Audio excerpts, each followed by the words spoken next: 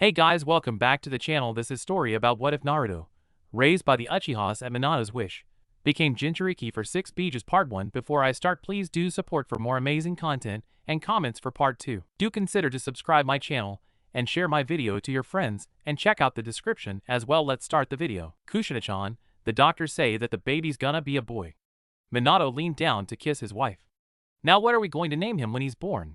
You say the first name and then we'll take turns naming him.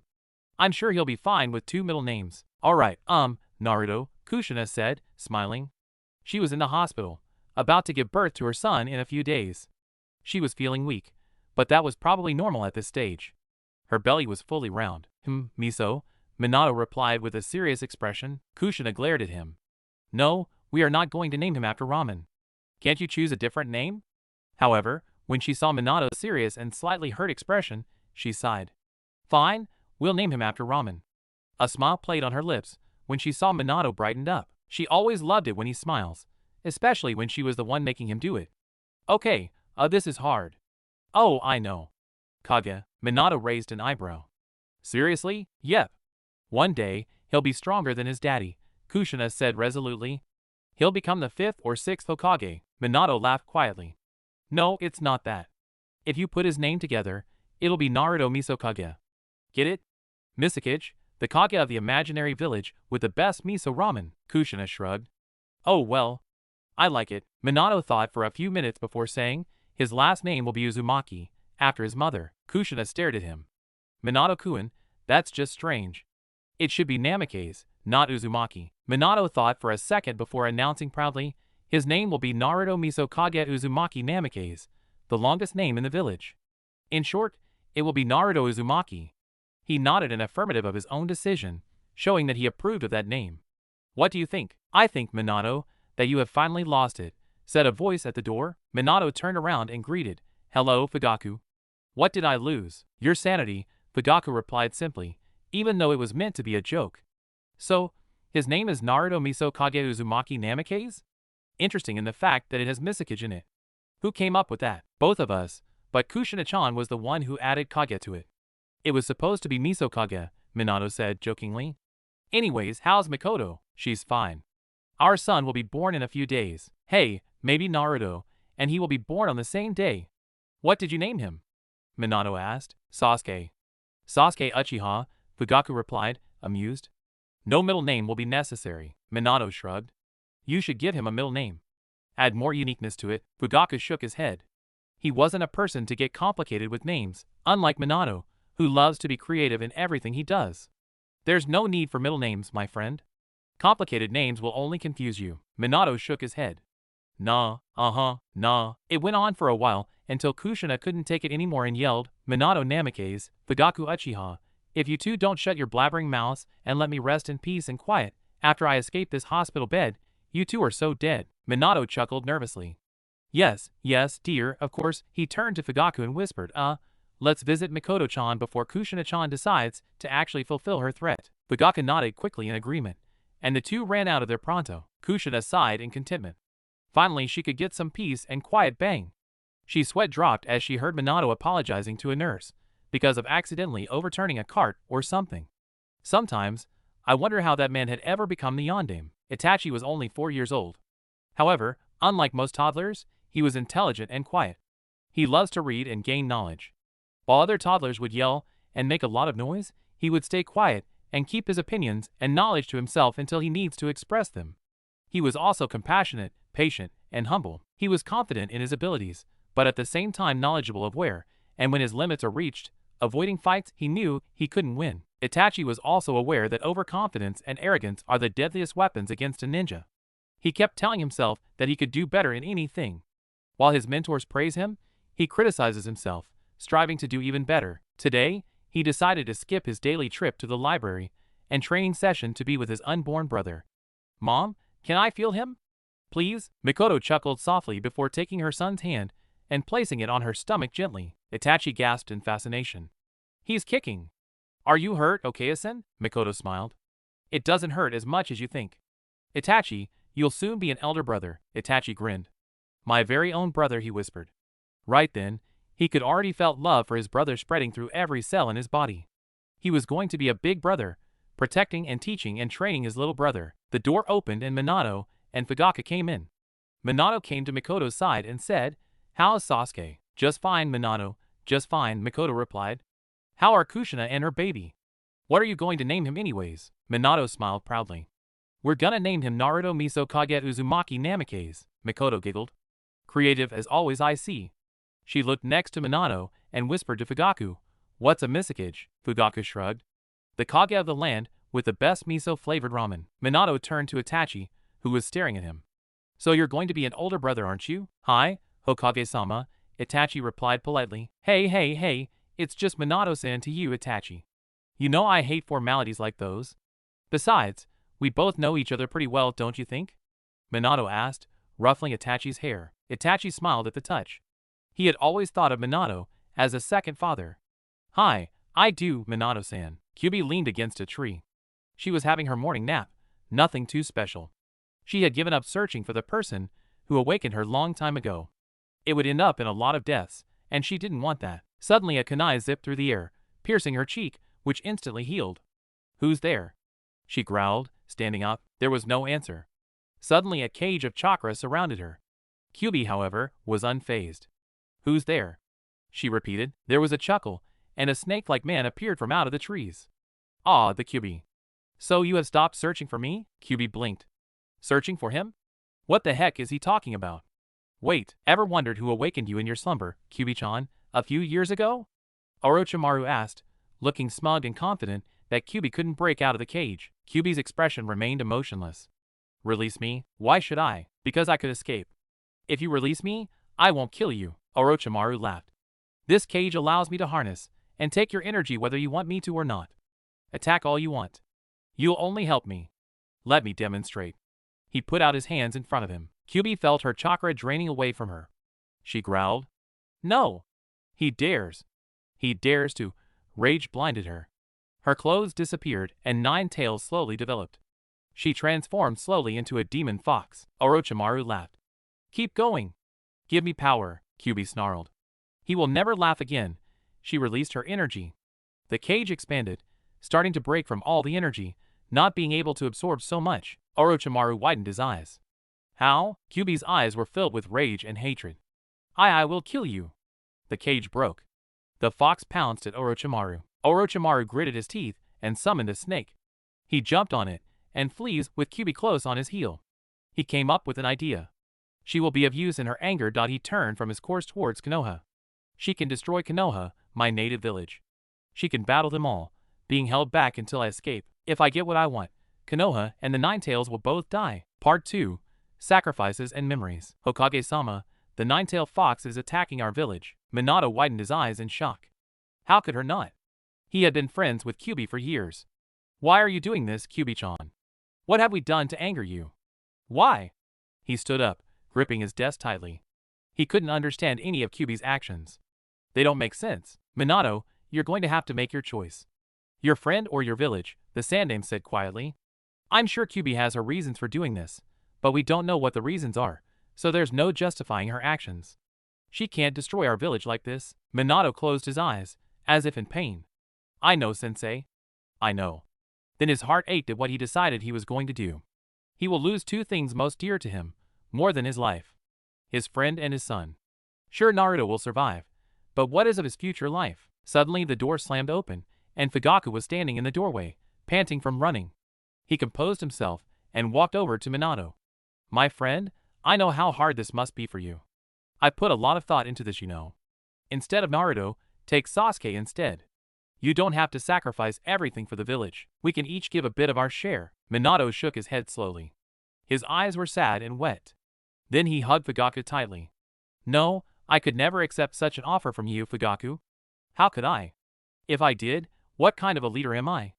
A leader is someone who sacrifices for his people, not asking others to make the sacrifices for them." Fugaku closed his eyes.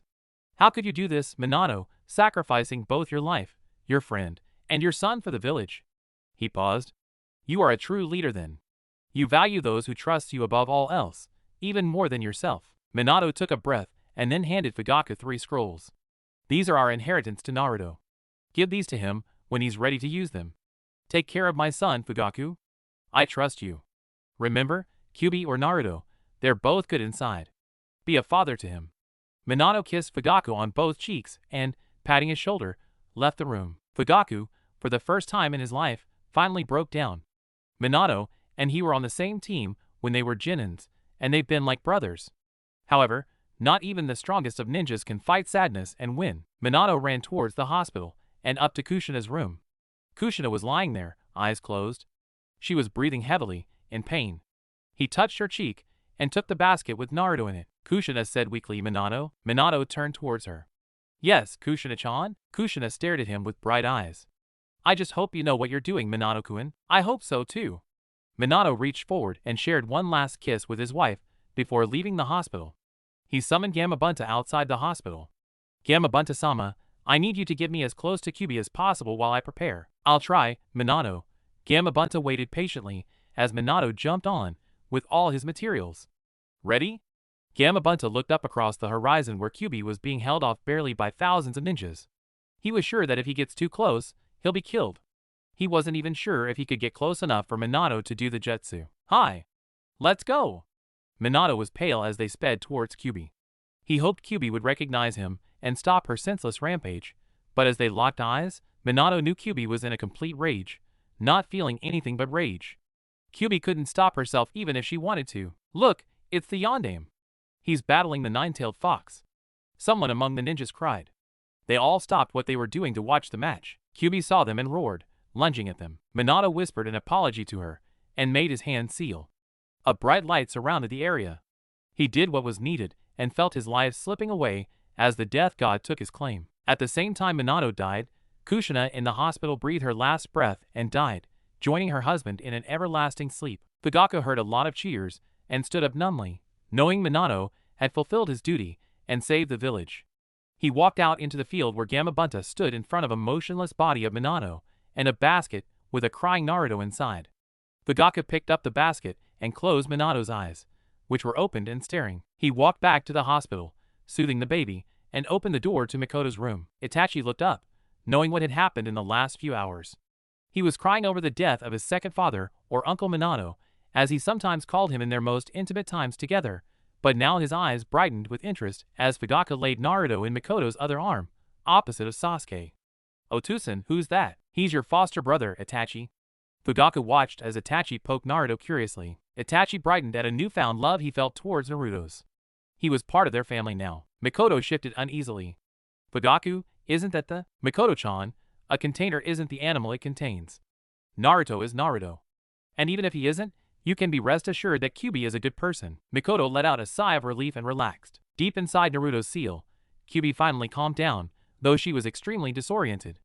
The last thing she remembered was Orochimaru zapping away at her energy. Where am I? She muttered to herself. Minato's son Naruto died for the village. Kyuubi raised her head and saw a baby sleeping on the stone floor in front of her cage. Kyuubi gasped. She was caged. Does that mean she lost control of herself yet again? Memories flashed in her mind's eye. Flashback. The Night-Aim sighed. Kyuubi-chan, your powers are too immense. What happens if you lose control over them? I won't force you to be sealed into the shrine, but please consider it. Kyuubi frowned. But I won't lose control over it. If you can keep your people from bothering me and enraging me, then I won't even lay a hand on them. The Night-Aim nodded. But I can't stop all, Kyuubi. At least try to contain yourself when it happens. Before he could say another word, a cry came from the bushes, and a boy threw a stone at Kyuubi, crying out, monster! Before the Night-Aim could stop him, Kyuubi's stress and her natural demand for respect was more than a match for her control. Kyuubi lunged at the boy and her claws wrapped around his throat, squeezing it swiftly, and killing the boy in less than a second. Blood covered her hand, and soon after, with horror, Kyuubi stared at the boy's broken neck. She turned to the Night-Aim, her eyes filled with terror of herself. Seal me, Night-Aim. Without further notices, the Night-Aim sealed Kyuubi into the fire shrine, and Kyuubi slept for years to come. Many years later, Kyuubi has awakened. She shook herself and stared, dazed. Then she remembered what had happened years before. She stared wildly around, searching for the one who released her, but finding none. In terror of herself, she lost herself in pursuit of her releaser, killing villages and ripping apart towns in search of him. She was going to force him to seal her back into the shrine. One day, she looked around at the hundreds of corpses surrounding her. She sighed and laid down, her head up and about and her tails wrapped around her. She'll never find him, and until then, she'll be a danger to all she meets. Suddenly, a young man with blonde hair came from the thicket of trees towards her. Kyuubi growled, in no mood to be bothered at the moment. Stay away, human, if you wish to keep your life as it is now. The youngster ignored her threat and sat down on one of Kyuubi's outstretched claws. Why did you kill all these people? Kyuubi normally would have killed someone who had been so daring, but something about this man intrigues her. I killed them because they stand in my search to find my releaser, the one who released me from the fire shrine. Why do you want to search for him? Kyuubi found herself telling him what happened since the incident with the night aim. And so, if he can release me, he can also seal me, or else, I'll always be a danger. Why do you keep looking for him then? If you do, you'll still be a danger to others. Couldn't you at least try to live outside the shrine and still be a peaceful creature? What's the point of looking for him anyways if you're going to kill so many in the process? That's what you're trying to avoid doing, am I correct? Kyuubi stared, amazed at the blonde man's courage. You're extremely sharp, human. What's your name if I may ask? Minato. Minato Namikaze. What's yours? Kyuubi no Yuko, the nine-tailed fox Bijuu. Kyuubi stood up and returned to her human form, beginning to walk to the edge of the forest. Don't worry, Minato, she said, glancing back at him. I won't kill anymore, but it wouldn't do if I stayed close to human civilization. Minato touched her shoulder. You're a good person, Kyuubi. Maybe we can be friends one day under friendlier circumstances. We already are. Anyone who helps another is a friend. With that, Kyuubi disappeared into the forest. End flashback. Kyuubi acknowledged that Naruto was Minato's son. She reached out for Naruto's baby form and whispered, "You will be one day the greatest ninja in the land, young one." After her promise, Kyuubi spent days in mourning over the death of her friend. Fugaku groaned. Finally, Naruto's adoption papers were done. He came home to find Itachi playing with Sasuke and Naruto in their crib, making them laugh. "Do you like your new brother, Itachi?" Fugaku asked, smiling. "Like him?" Itachi scoffed. "I love him. He's my brother. Besides, what's there not to love about him?" He stuck his finger into Sasuke's hand and got stuck as Sasuke gripped his finger. Itachi wiggled his finger, teasing Sasuke. "You think you're tough, huh? Take this." He blew onto Sasuke's face, making Sasuke squeal with delight. Fugaku turned to Mikoto. "Our house is about to get loud with those three around." Part 3. The half-fusion technique. 4 years later. "Naruto, you're going to have private lessons with Hokage-sama," Itachi informed Naruto, who was lying on his stomach next to Sasuke on the sofa, learning to read. Itachi was now a chunin. Naruto answered, not really paying attention. Sasuke nudged him. "Naruto, Itachi said you're going to have private lessons with the Hokage, the strongest ninja in our village."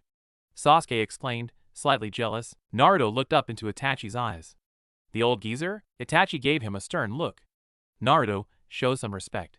He is the leader of our village, the strongest ninja in Fire Country." Naruto rolled his eyes. "Itachi Nizan, the strongest ninja I ever met, and know in my entire life stands right in front of me. I'll give you a clue. He has grayish-blue hair tied in a ponytail, is a chunin already when he's 8, and is my brother," Itachi sighed. "Naruto, still I'm not the strongest in the village." "Sure you aren't," Naruto mumbled, beginning to read again. "Sasuke, how do you pronounce this word?" Sasuke stared at the word for a while before answering, "I think it's pronounced daimyo." "I'm not entirely sure though." asked Kyuubi-chan. "Well, Kyuubi-chan, it's pronounced exactly as Sasuke said. However, you should be excited by the aspect of training and learning under the old man though. He is strong, Naruto. Don't underestimate him just because he's an old-timer." Kyuubi stood up from where she was gardening. She and Naruto worked together to transform the sewers into a beautiful Japanese house with a garden. "Kyuubi-chan, I'm not saying I'm disappointed. All I'm saying is that I think Itachi Nizan is a better ninja." "Kit, listen to me. Maybe he is, maybe he isn't. Still, you have to try hard while training with the Sandaime. Understand? Get stronger and smarter. Your father would have wanted that." "Sure," Naruto said to Sasuke. "Kyuubi-chan said that you're right." He got up from the sofa. "Itachi, are we gonna train?" Itachi looked up from his paperwork. "I'm busy right now, Naruto." Naruto whined, "Come on. You're always busy. Can't you use that cloning technique to get the clones to do it for you?" Itachi blinked. Naruto had just solved the ultimate problem of all high-ranking ninjas with just one suggestion. "Why didn't I think of that?" he muttered. He made a seal and produced 10 clones. "Get to work," he ordered them, and turned to Naruto and Sasuke. "All right, little brothers, I'll teach you the fireball weight. Let's start with basic training techniques. This is after all your first training session, right?" They both nodded and Itachi continued, "All right then. These techniques, I want you to practice them every day when you have time. Train yourself harder each time to perfect it. Don't praise yourself. Criticize each other. Every small detail counts. Understand? Overconfidence and arrogance are your worst enemies. Naruto and Sasuke nodded their heads vigorously. If they were going to learn from their elder brother and maybe surpass him one day, they have to listen to every detail. Itachi smiled approvingly. We're going to follow a training schedule. In the morning, you'll just do basic exercises like running, push-ups, etc. Afterwards, take a break and read or something. I'll give you lectures every once in a while. In the afternoon, practice the chakra control techniques that I'm about to show you. This will use a lot of your energy, so afterwards, you just need to meditate. Naruto, you'll have to go to the Hokage Tower at around 5. Every few days or so, I'll teach you a new jutsu. How does that sound to you? He gasped in surprise when his brothers hugged the life out of him. I take it it's good then? Yep, Itachi looked at the time. Right, it's the afternoon, so I'll teach you guys a basic chakra control technique. He led them outside into a training ground. He led them to a tree and ordered them, climb this tree, with no hands. What? Sasuke exclaimed. How's that possible? Itachi grinned. But it is, Sasuke. Here's the catch. If you are able to channel a precise amount of chakra to your feet, enough to hold your weight, you will be able to climb the tree with no hands needed. Good luck. He walked off to another training zone. Sasuke pouted. He's just gonna leave us like this, isn't he? Naruto shrugged.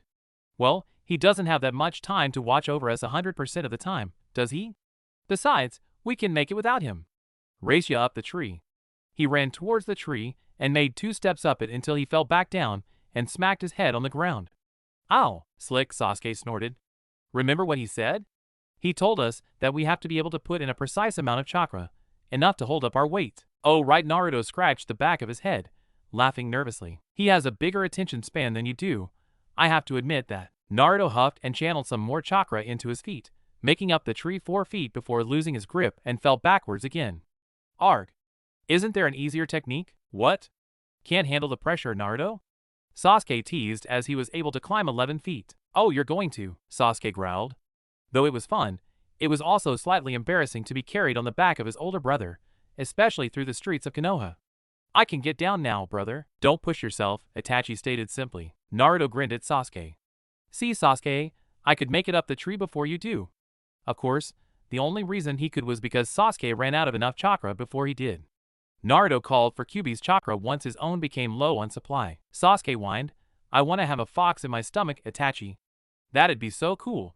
Unlimited chakra supply, fast healing, better chakra control, scorn from the village, Naruto added as someone from the other side of the street threw a rock at him. Itachi caught it before it hit him and threw it away. Sasuke sent a glare, very cute one, considering he's only 4, towards whoever threw the rock. Then he turned to Naruto, looking sympathetic, don't you? Naruto shook his head and smiled carefreely.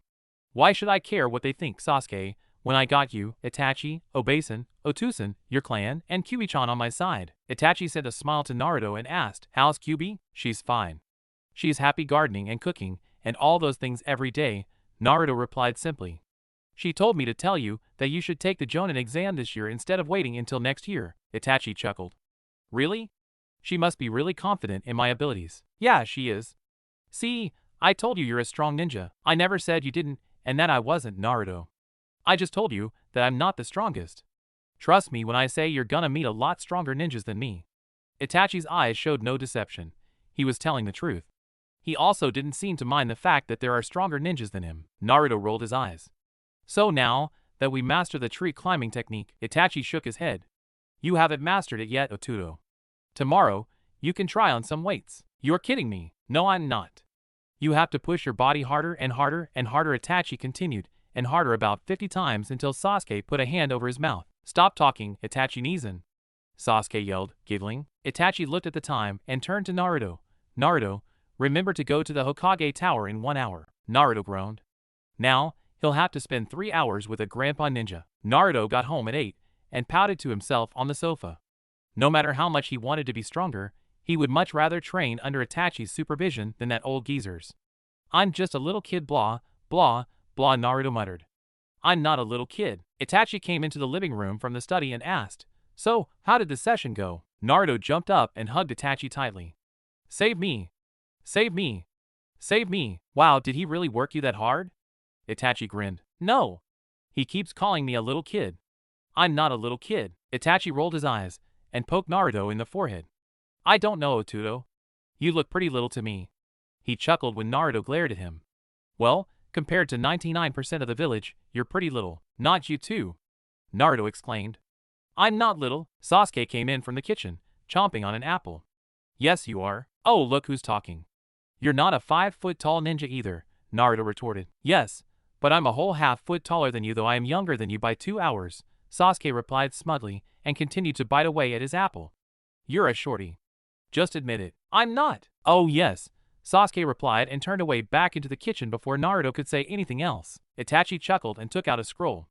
I forgot all about this. I wonder what Hokage-sama has to say about your training. Not that old-timer again, Naruto whined. He ran into the kitchen while Itachi raised an eyebrow at the letter. Itachi, you have seen for yourself how the villagers treated Naruto, not as the fourth would want.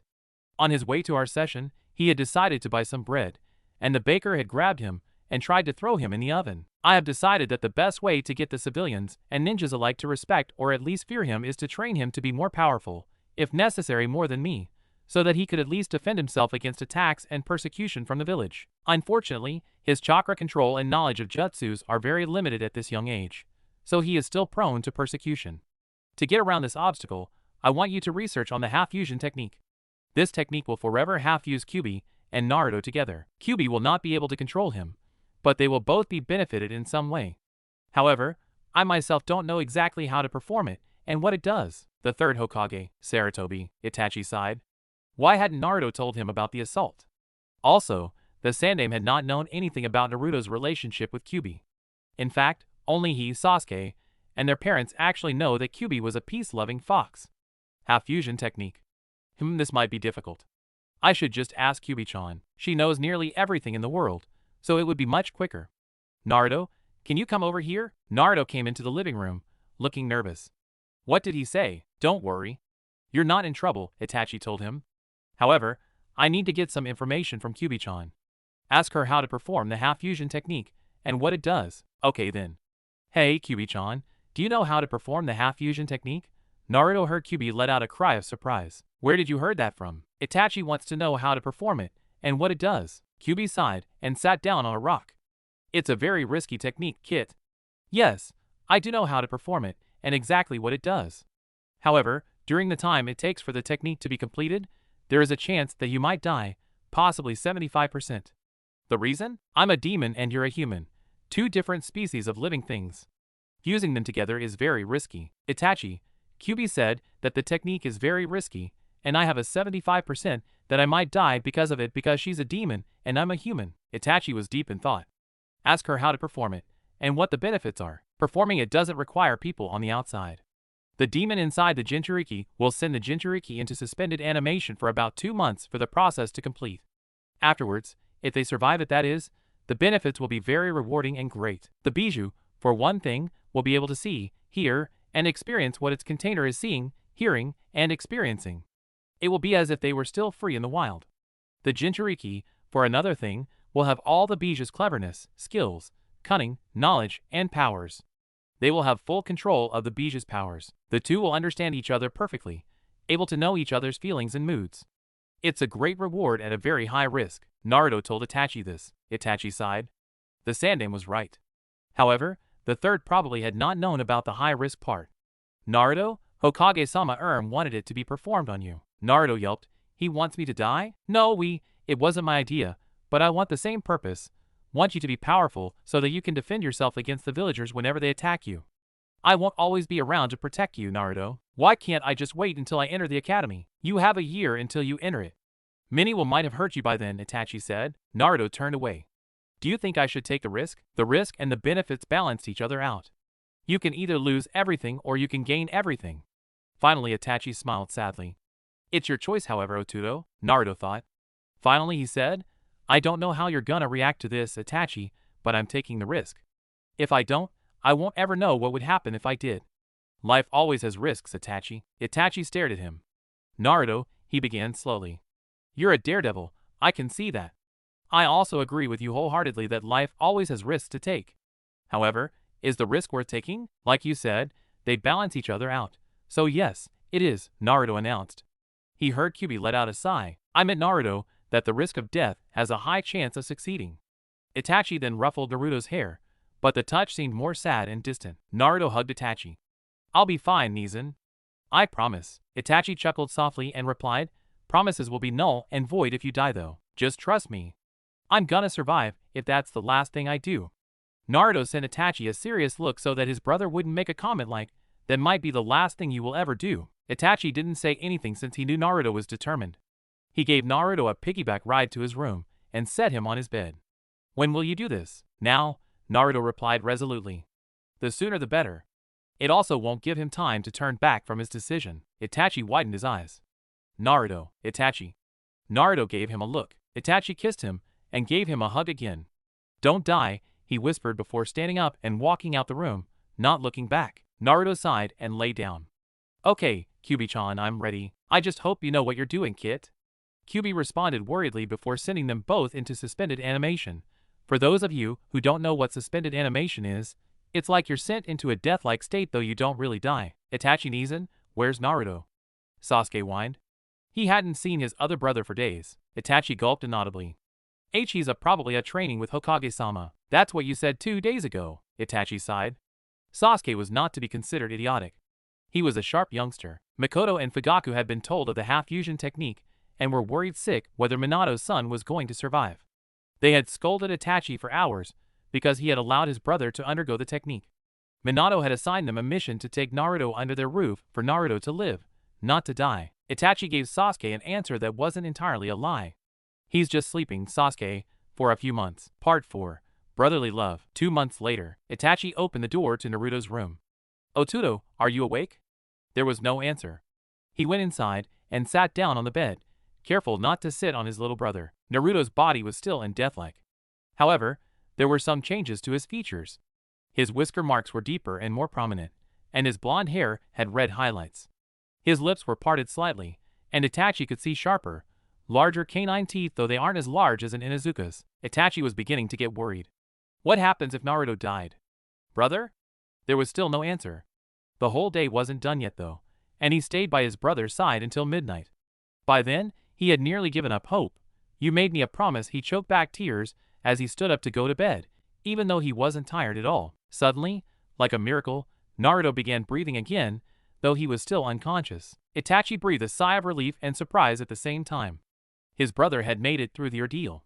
Sleep well, Otuto. He kissed Naruto on the forehead and, smiling, left the room.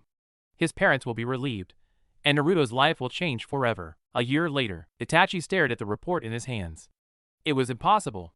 How could Naruto master every single one of the most advanced jutsus and techniques in all of Fire Country in a year? When Naruto had woken up 10 days after the completion of the technique, he had explained to them all the benefits of the fusion, fast learning skills, perfect memory, and more, but Itachi would have never believed this. Continuing to read, he found out that the next day, once Naruto becomes 6, he'll have to go train abroad with foreign instructors to put his powers to its full potential, and to allow the villagers to forget all about him so that when he returns, no one would recognize him, and see that he's a Jinchuriki. The Hokage will make up a lie, saying that he had sent the A and Bus to kill the demon. Itachi sighed.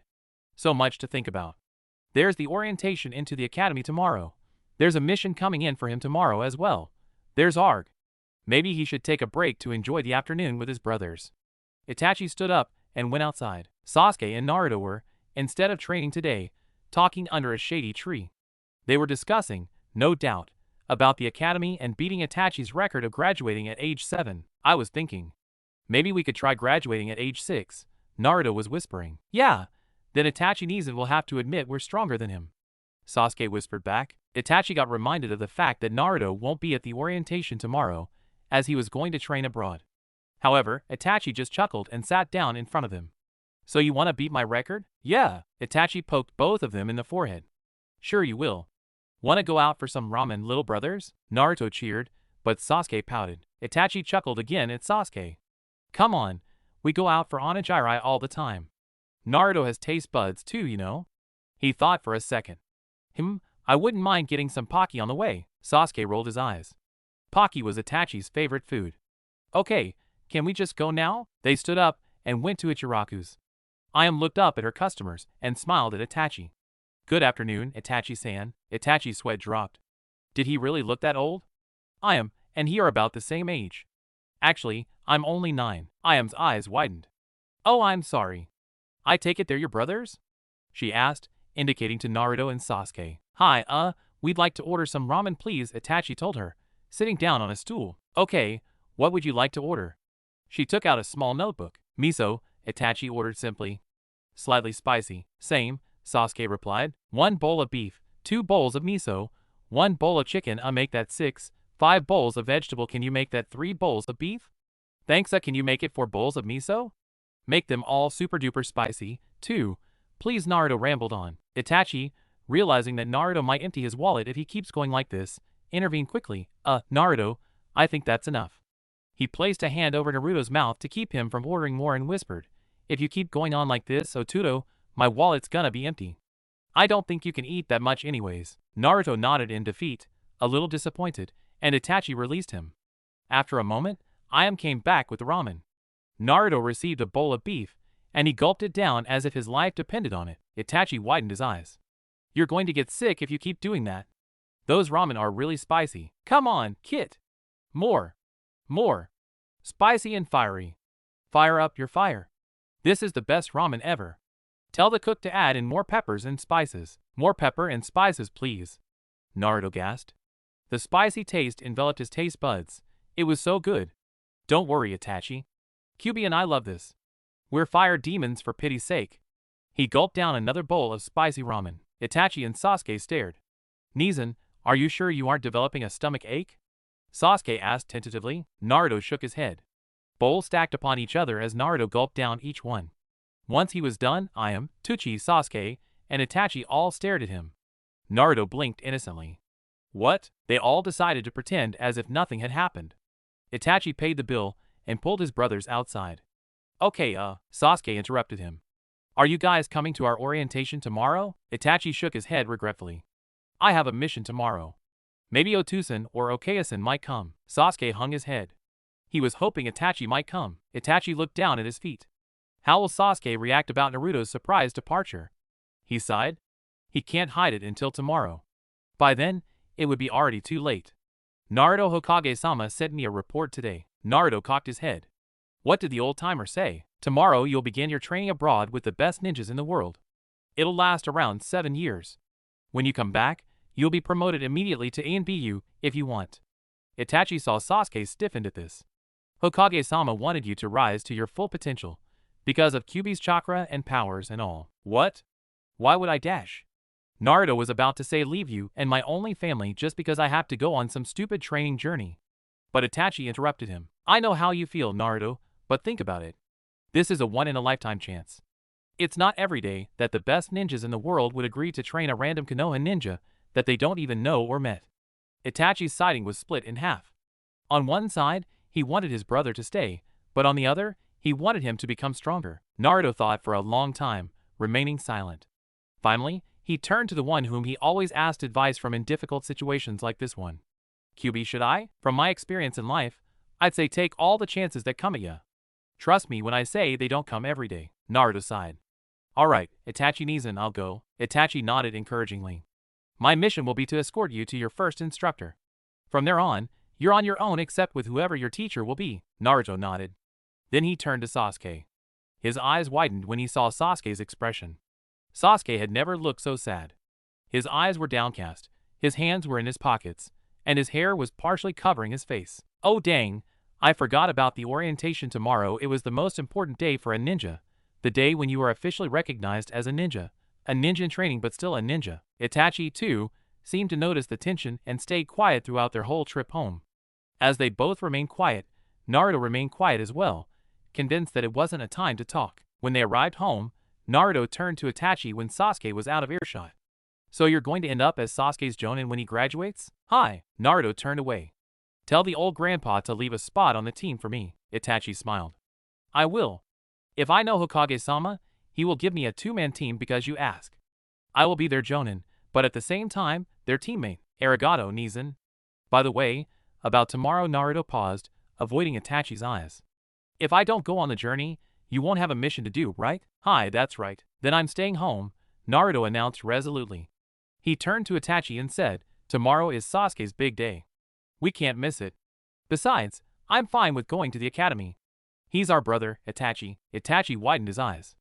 It wasn't because of Naruto refusing the chance to become the strongest ninja in the world, but it was because he was sacrificing the chance to go to Sasuke's orientation and be with his brother. "Naruto, when you and Sasuke will be on the same team, this I'm sure the Hokage will approve. I think the team will set the record for teamwork." He paused. "However, Naruto, you don't have to sacrifice all 7 years just for a day of Sasuke's orientation. We can go to his orientation tomorrow and try to make up lost time throughout the whole trip." Naruto split into a grin. "Okay. Sounds good to me." Sasuke sulked the whole time in his room. He wanted the most important people in his life to be at the most important day of his life so badly. At first, he was disappointed that Itachi couldn't come. Now, he was crushed by the fact that Naruto couldn't come either. The door opened slightly, and Naruto's head appeared at the doorway. "Sasuke, Otusen's calling us." Naruto's shadow hovered there for a few minutes, and then he closed the door quietly. Sasuke sighed. Maybe Otusen or Okayasen might be there. He stood up and walked over to the living room and sat down next to Naruto in front of their dad. He listened to his father talk about Itachi's improvement, his mission, Naruto's journey, etc. He wasn't really listening though. He was just waiting for his dad to finish. Dad?" he asked timidly after his father finished talking. "Will you be coming to my orientation tomorrow?" Fugaku hesitated before saying, "I'm busy tomorrow, Sasuke." Sasuke hung his head and stared at the floor, trying to mask his feelings. All he asked for was his family to be there at his orientation, which probably only lasts a few hours at most for a day. Was that too much to ask for? Apparently it is. "I guess our journey will be postponed then." Fugaku widened his eyes at his oldest son in surprise. "What?" Sasuke looked up at Itachi hopefully. Itachi continued talking to his father, not turning to give Sasuke eye contact. "Naruto and I decided to stay for Sasuke's orientation tomorrow. We could always make up the lost time. After all, it is the most important day of his life, and it is customary for relatives to come." Fugaku sighed and nodded. "Very well then." He made a sign to show that they're dismissed. All 3 of them stood up and went out onto the porch. Sasuke still couldn't believe it. His brothers were coming to his orientation. He turned to them. "Why did you guys postpone your journey?" Itachi grinned. "You're our brother. That's what brothers do for each other." Sasuke began crying from happiness. "Sasuke?" Itachi and Naruto asked confused. Sasuke lunged himself at them and gave them a humongous hug. "Domo arigato, domo arigato, domo arigato." Naruto turned to Itachi and said, "This is so worth a day of traveling." He then began laughing at Sasuke's outburst of emotion. "Hi, this is." Itachi surrendered himself to Sasuke's hug. The next day, Naruto finished packing and ran to the academy where Itachi and Sasuke were already waiting for him. "Am I late? If you were, I'd kill you," Sasuke informed him. "No, you're not, which is a good thing. In fact, you're 15 minutes early." Naruto flashed a grin and sat down in one of the chairs in the auditorium next to Itachi. "I think you're supposed to be waiting in the classroom with the rest of your teammates, Sasuke." "Right?" Sasuke seemed nervous as he ran off towards his classroom. Naruto sighed as he leaned back in his chair. His keen ears picked up phrases from conversations of parents nearby. "That's the Ninetales herd he could kill in a blink of an eye. Kill before enjoys it. Killed my father." He rolled his eyes. Konohans, he believed, is one of the only people on Earth who lack a good amount of reason. Then again, he had never met any other people outside the village, so how could he kill before he was born? How could he kill before he could see? He looked around the auditorium. People were avoiding his gaze. He felt a twang in his chest whenever they shot him a glare. Despite what he told Sasuke, he really does care about what people think of him. He wants to be able to fit in, people respecting him like a normal human and not a demon. Let's see, there's the Hyugas. Boy, they look cockier than a rooster. The Inuzukas. Whoa, they look pretty rough, except for the girl with the ponytail. The Aburame. Creepy as always. He continued to observe the different clans and families until a loud voice rang through the speakers. "Alright, everyone, we'll start the orientation now." A man with a scar across his nose was speaking into the microphone. His eyes met Naruto's, except they hold no hatred towards him, which was rather a surprise for Naruto, who never saw anyone outside of Ayame, Tsuchi, Itachi, Sasuke, their parents, the Hokage, and the Uchihas, who actually treated him like a normal human. "Okay, let's see." Naruto waited only for Sasuke, clapping politely with the rest of the people. When Sasuke got on the stage when his name was called, Naruto flashed him a grin and a wink. Itachi waved calmly, still composed as always. Sasuke looked as if he was about to melt from sight. He nervously came up to Irika and received a certificate and a few other items needed for the academy years, a few textbooks, a few basic weapons, and a ninja pouch. Then he just stood stiffly next to a shy Hyuga girl. Itachi began laughing quietly. When he was oriented into the academy, he was the calmest of all his classmates. The orientation lasted about 2 hours, and afterwards, everyone went for refreshments. Sasuke walked shakily to Naruto and Itachi and mumbled, "Can we go home now?" Itachi became confused. "Don't you want to get to know your classmates?" Sasuke shook his head. "I feel sick." Concerned, Itachi felt his forehead. "You're heating up." He took Sasuke on his back and carried him home. "You'll be fine. Just a little rest and you'll be okay." Sasuke nuzzled into Itachi's back. "Thanks for coming, Itachi." "Naruto, I thought you wouldn't come." "Arigato." His voice became a whisper as he drifted into sleep. The next day, Sasuke woke up, refreshed. Then a terrible realization hit him. He sprang out of bed, hoping his brothers were still home. A piece of paper on his desk caught his eye. He picked it up and read, "Sasuke, we left before you woke up. We were late already, so we couldn't wait for you to wake up. Itachi Nizan will return in about 1 week or so. I won't be returning for 7 years though. Try to reach ANBU status by the time I return.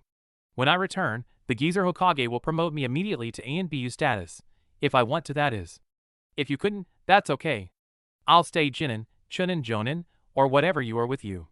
Good luck beating Itachi's record. Love you always, Naruto." Sasuke stared for a moment at the word 7 years. It was such a long time. Sasuke finally made his decision, one that would hold him back from surpassing Itachi. "We do everything together, so it won't change now. I won't graduate until he returns." Part 5. Living with a handicap. For years later, Fugaku was seething. How dare the village? How dare they believe that the Uchihas are the ones behind the Kyuubi's attack? He paced up and down the room. Itachi was an ANBU captain by now, and Sasuke still haven't even graduated yet.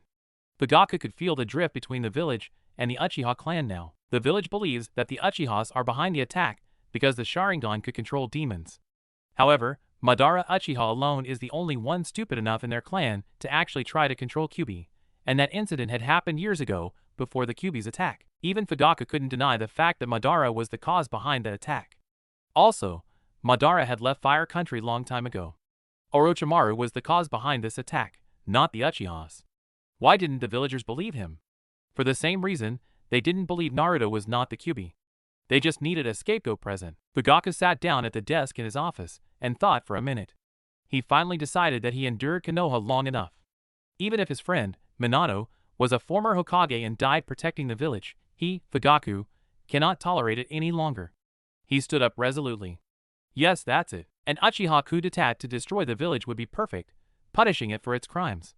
From that time on, secret meetings were held by the Uchihas, planning and plotting to overthrow the Hokage and destroy the village. The third Hokage turned to Itachi. Your father, your whole clan in fact is getting too strong, too stubborn, and too out of hand. They are planning something against our village, against me. I want you to keep an eye on them and report to me whenever they are going across the line. And Itachi, when they do, the Sandaime peered sharply at Itachi. I want you to kill them all. Itachi narrowed his eyes. No, the Sandaime sighed. He knew Itachi was going to be hard to persuade, but he alone of the entire village was strong enough, loyal enough to Konoha to kill his own clan. Itachi, you must understand what would happen if you let them cross the line. There will be disastrous results. This is for the peace of the village, Itachi. Itachi turned away. He himself couldn't deny that his clan was up to no good. He thought about the coup d'etat his father was planning against Konoha. It would definitely produce disastrous results. I can't deny the fact that my clan is up to no good, the Hokage nodded. They aren't. Itachi lowered his eyes. My clan isn't worth the whole village. That answer was all the Hokage needed. Good, Itachi. Sasuke took out the katana Naruto had given him for his birthday on his travels.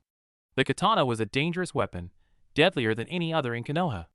Naruto had written to him in the letter sent along with the katana, I got this while doing a mission with my Kenjutsu instructor. The katana was just another one of our booty. Hope you like it, happy birthday. Oh, and it's not a toy.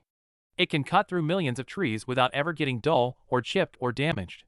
It's one of the sharpest katanas in the world. Sasuke ran out of his room to Itachi. Nizan, can you teach me how to use a katana? I'm busy, Sasuke, Itachi replied. He poked Sasuke in the forehead and walked off. Sasuke widened his eyes, surprised. There was something in Itachi's voice, a hollow feeling. He shook his head and went off to practice by himself. However, before he left, he heard Itachi and his father arguing heatedly about something. I hope it's nothing serious. Naruto's red-tinted eyes scanned his surroundings to make sure that no one was following and spying on him. It had only been 4 years. However, he had already finished training with all of his assigned instructors. Now, he was training with those he thought knew more than him, whether they were on the good side or bad. He was now training with the Akatsuki, though he didn't tell them who he really is. When they saw how powerful he was, they immediately granted him a position inside their organization when he asked for it, without thinking that he might not be completely loyal to them. The ring they gave him was on his left index finger, and he was partnered up with Deidara. However, he wasn't exactly loyal to the other blonde, nor were they on good terms. Naruto took out a crystal ball and set it on a stand. One of his teachers was a seer, and he was the one who taught Naruto how to use a crystal ball. Naruto was also given the crystal ball by the same person. Naruto waved his hand over the crystal and fog was formed. Once it subsided, Naruto gazed into the ball. What he saw made him gasp in horror and shock. Fugaku in a room with a few other Uchihas, planning a coup d'etat against Konoha the Sandaime, and Itachi talking about Itachi killing his clan to stop the said coup d'etat. Itachi and Fugaku arguing. Son against father. Fugaku spending more time with Sasuke instead, telling him not to become like Itachi. Naruto growled. No, he must act quickly. A week later, Itachi's eyes were motionless. The time had come for him to kill. The Hokage had given him the order. Itachi took out a kunai and walked silently to his parents' bedroom. He didn't want this, but he had no choice. His parents had raised him, but now he'll repay them by snuffing out their lives. As he reached for the door, the sounds of a running animal reached his ears. He turned around swiftly, kunai poised to defend himself from whatever that might attack him. A wolf appeared in front of him. Its magnificence froze Itachi for a while. The wolf walked up to him and placed a scroll at his feet. Then it slowly disappeared, turning to ashes. Itachi opened the scroll. Itachi, I don't know when this will get to you, but don't do anything. I sent a letter to Old Man Hokage and our Otusan too. Theirs might come a little later than yours though. Don't kill, be patient. I'm sure we can work things out with no bloodshed. Your brother, Naruto. Itachi sighed and rolled it up. How did Naruto know? Either way, though, he'll have to trust Naruto on this. Anything was better than killing his own family. He walked back to his bedroom, putting away his kunai, and waited. After a while, he could hear Sasuke returning home from the academy. He didn't come out to greet him, however, but stayed in his room. A little later, his parents' bedroom door opened, and he could hear footsteps coming towards his room. Itachi? Came his father's voice. Itachi stood up warily and walked over to the door, opening it to reveal Fugaku standing in front of the doorway. Yes, Otusan? Fugaku held out a scroll. Naruto sent me a letter. He said you were ordered to kill us, but you won't since he sent you a separate letter not to. He also told me not to launch the coup d'etat, and that everything could work out without killing. Itachi lowered his eyes, slightly ashamed. I was about to kill you and Okayasan. I thought it was for the best, to protect the village. I didn't want to. Gomen nasai Otusan. Fugaku quivered slightly, not from fear, but from a surge of emotion. He had always known Itachi was more loyal to the village than to his own family. Itachi follows his mind more than his heart. This allowed him to see through deceptions of the heart. He knows what must be done, the right thing to do. He doesn't do what he himself wants, but what was best. Fugaku understood his son quite well. He finally did something he hadn't done for years. He hugged Itachi as close and meaningful as a father could ever hug his child. It's okay, Itachi. The Hokage, and we can work this out. Then we can be a family again, one that doesn't involve you trying to kill us. Fugaku chuckled softly. Itachi snuggled into his father's chest and whispered, It really is a good thing we have Naruto in our family, huh? Hi. Naruto wiped a tear rolling down his cheek. Itachi and Fugaku were finally reconciled with each other. It was a beautiful scene. The next day, Sasuke heard voices. He knew he wasn't supposed to intervene on his elders' meetings, but he wanted to know what's been going on lately. His father and his brother were acting strange and tensed around each other. Sasuke ran through the hallways of his house to the meeting room and pressed his ear to the door. He could hear Itachi and the Hokage arguing with his dad. Then Itachi was arguing with the Hokage. The small meeting was heating up. Hokage-sama, there has to be a way to work this out. Killing my own family should be used only as a last resort. Sasuke widened his eyes. Itachi had been about to kill his own family. Had Itachi been about to kill him, Sasuke, his own brother? Itachi, don't you think I've been trying to find a way? It's the only way. No, it's not. Why won't you believe us? Why won't you and everyone believe us that it wasn't us who were behind the Kyuubi attack? It was Orochimaru, I swear. How would Orochimaru control Kyuubi? The Sharingan is the only tool in the world known to be able to control demons. Besides the firsts, it doesn't mean we use it to. How would you know that Orochimaru was behind the attack? Itachi was silent. You're just like the rest of the village, he finally said quietly. You just want to have a scapegoat, one besides your beloved student. It was now the Sandame's turn to be silent. Itachi's voice was suddenly filled with angry scorn. How do we know? Kyuubi-chan told us. She admitted that Madara did control her before, but only once. You now think that every time a demon attacks, it's because of the Sharingan. That isn't true. Kyuubi told us that Orochimaru enraged her, and that she lost control over her emotions. Kyuubi-chan was a peace-loving fox. She admitted everything through Naruto. All the Uchihas know this. That's why we're angry that you won't be open-minded and believe us. You kept blaming us for something we didn't do, making us scapegoats. We've been loyal to you and the village all this time, and this is how you repay us. Fugaku's voice was calmer than Itachi's.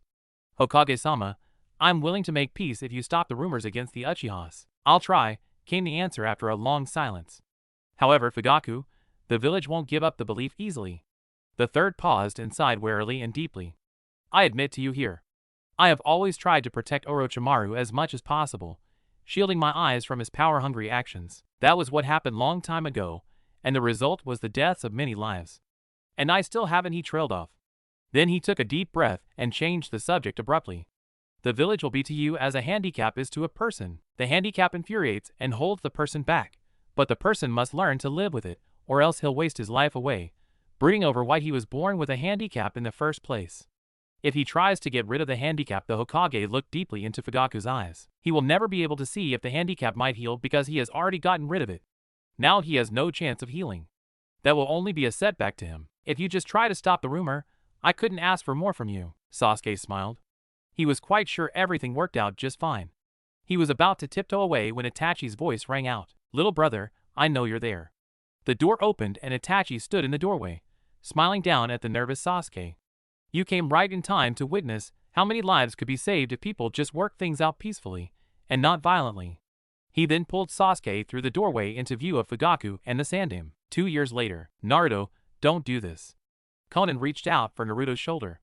You'll be chased down, you know that. The Akatsuki won't allow you to escape alive with this crime. You're going to destroy everything we've worked for. I thought you're loyal to the Akatsuki. Naruto shook her hand off. I'm only loyal to my heart, Konan-chan. I can't stand it anymore. Every night he trailed off, pausing for a long time. Konan, and he had grown close during the years even though he had tried everything in his power to distance himself from her. Once he returns to Konoha, they will instantly become mortal enemies, one loyal to the Akatsuki and the other loyal to Konoha. Konan had been the only one in the organization to know that he was the nine-tailed Bijuu, but she didn't reveal his secret to the others, knowing that as a result, he'd be hunted down, even though because of the half-fusion technique, it would be impossible to separate Kyuubi from Naruto's body. They might end up killing them both, achieving nothing. I understood them. You already know how the half-fusion technique works. I understood how they feel. I understood the urge to be free and wild. He turned around to look at Konan. Just do me a favor and tell Pain-san that I'm Kyuubi's Jinchuriki. I owe them that much, that knowledge at least. They did train me powerful techniques, and trusted me enough to allow me in this organization. With that, he swerved at lightning speed and knocked her out before she could see and react. Naruto sighed, and walked into the room containing the special demon jars. There were 5 jars containing the 3-, 4-, 5-, 6-, and 7-tailed Bijuus. He shook away the guilt feeling and stole the jars. Pain knocked on Naruto's door. There was no answer. Strange, he's not one to be this insubordinate. Pain knocked down his door. An empty, cold room greeted him. Pain narrowed his eyes suspiciously. Where could that kid be? Pain walked down the corridors of the Akatsuki headquarters. He thought he saw something lying on the floor ahead of him and laughed at the thought that entered his head. Naruto had been training in the corridors. That kid trains in random places seriously, and had exhausted his chakra supplies, and had fallen asleep. On closer inspection, Pain widened his eyes. He slowly picked up Konan bridal style and blinked, confused. He shrugged it off though. Konan and Naruto must have been sparring, and she must have exhausted her chakra supplies. Those two are unbelievably close. Wait. Naruto would never just leave her on the floor like that. Something's wrong. Konan stirred and looked up at the one carrying her. She blinked to orient herself. Once her head was straight, she gasped. She grabbed Pain by the collar and whispered into his ear. Pain-kun, her voice was weak with her all groggy and all. Naruto Kyuubi Jinchuriki stole all the Bijuu she trailed off, too weak to continue. Pain widened his eyes. He must have heard wrong. What? One look into her eyes, and he knew she was telling the truth. Pain laid her against the wall and said, "Wait here." He ran into the room Naruto had entered just a few minutes ago. The room was empty. There were none of those jars inside. No! Pain quickly used telepathy to contact the rest of the members of the Akatsuki. Damn you, Naruto. Why? You ruined everything that we have ever worked for. You're the Fox Bijuu, eh? Well, get ready to run. Pain angrily slammed his palm into the wall. He had liked Naruto, who had always heeded his orders submissively. Until now, clever Fox got us to trust him, and then, by the time Pain knew what had happened, Naruto was already in a different country. Kyuubi-chan, they were good teachers. I feel guilty about doing this. They taught me a lot. True, kid. However, you did the right thing. The Akatsuki is getting too powerful anyways. Still, Naruto set the jars down on the grass and sat down next to them. Are you powerful enough to defeat them all if they try to attack me, Kyuubi-chan? My powers are unlimited, kid. They're yours for the taking. Naruto nodded and unleashed all of the Bijuus. There was a dramatic moment of roaring and snapping, and Haku lashed out at Soku. What are you doing here, you snaky rooster? He blasted a large fireball at Soku, who in turn spat poison straight at him. If I must remember, Raiju slashed Haku in the back. Leave Soku alone. Can't we all live in peace and harmony for once? Now that I thought of it, how did we all end up here in the same area anyways? Kaku asked, confused. The badger waited for an answer. The last time I remembered, I was in Earth Country. Hey, down here! Naruto yelled, calling out to the Bijuus. I released you from those jars over there. Raiju reached a conclusion. Wait, last time I remembered, 2 guys in black and red cloaks attacked me and sealed me away. So, all the Bijuus stared down at Naruto. You released us? But you're just a brat. Naruto folded his arms and pouted. Thanks for the gratitude. Risked my life to rescue you, and this is how you repaid me. Now, contrary to most traditions, the Bijuus do have honor in them. Haku stared for a second before saying, we are grateful. However, just who are you? Naruto stood up proudly. I'm Naruto Uzumaki of Konoha. Jinchuriki to Kyuubi the nine-tailed fox Bijuu, nice to meet you. They all stiffened at the Kyuubi part. Kyuubi? Hi. Naruto cocked his head. Why did they suddenly become all tensed and scared? Haku turned away. She was the most powerful of us all. Nekomata-chan and I teamed together once to attack her. Nekomata was nearly killed. As for myself, he showed Naruto a huge scar running down his back. He shivered. That was during the ancient war of the 9 gods. Humph. She could have killed me easily. Naruto sat cross-legged on the ground. So, there was an awkward silence. Soku then hissed out, now what? We all know the Akatsuki are after us. There was uproar. Proposals were made by one Bijuu, and the others contradict them, proposing others. Man, Kyuubi-chan, what the heck? I have to say. This is the first time I've seen them gotten along like this. Kyuubi emitted a loud laugh. Normally, they try to tear each other's throats out. Finally Kaku roared, silence. They were all quiet. Though they all tried to deny it, the fact still remains that Kaku was the most cunning and stealthy of them all. The proposal Kaku will make might be the most agreeable. Kaku cleared his throat. Okay, let's look at the situation. We have 3 choices. 1. We can be free now, and be captured by the Akatsuki later on. 2. We could manage to escape from the Akatsuki, and later be sealed into a Jinchuriki, possibly a weak, bratty kid. 3. We could seal ourselves inside Kyuubi's Jinchuriki, who I personally think is a good choice. We can't escape from the human civilization, so these are about our only choices. What? Kyuubi screamed in Naruto's head. I ain't sharing my Jinchuriki. No way, no how. Guys, I don't think Kyuubi's very happy about that decision. Isanade growled. Tell her that we'll all annoy her by annoying you. Because yes, we know a half-fusion technique when we see one. Arg, kit. Fine, they can share you. Just tell them they better not bother my peaceful mornings. Kyuubi-chan says fine, then whoa. What about my opinions, I don't want a bunch of demons sealed up inside me.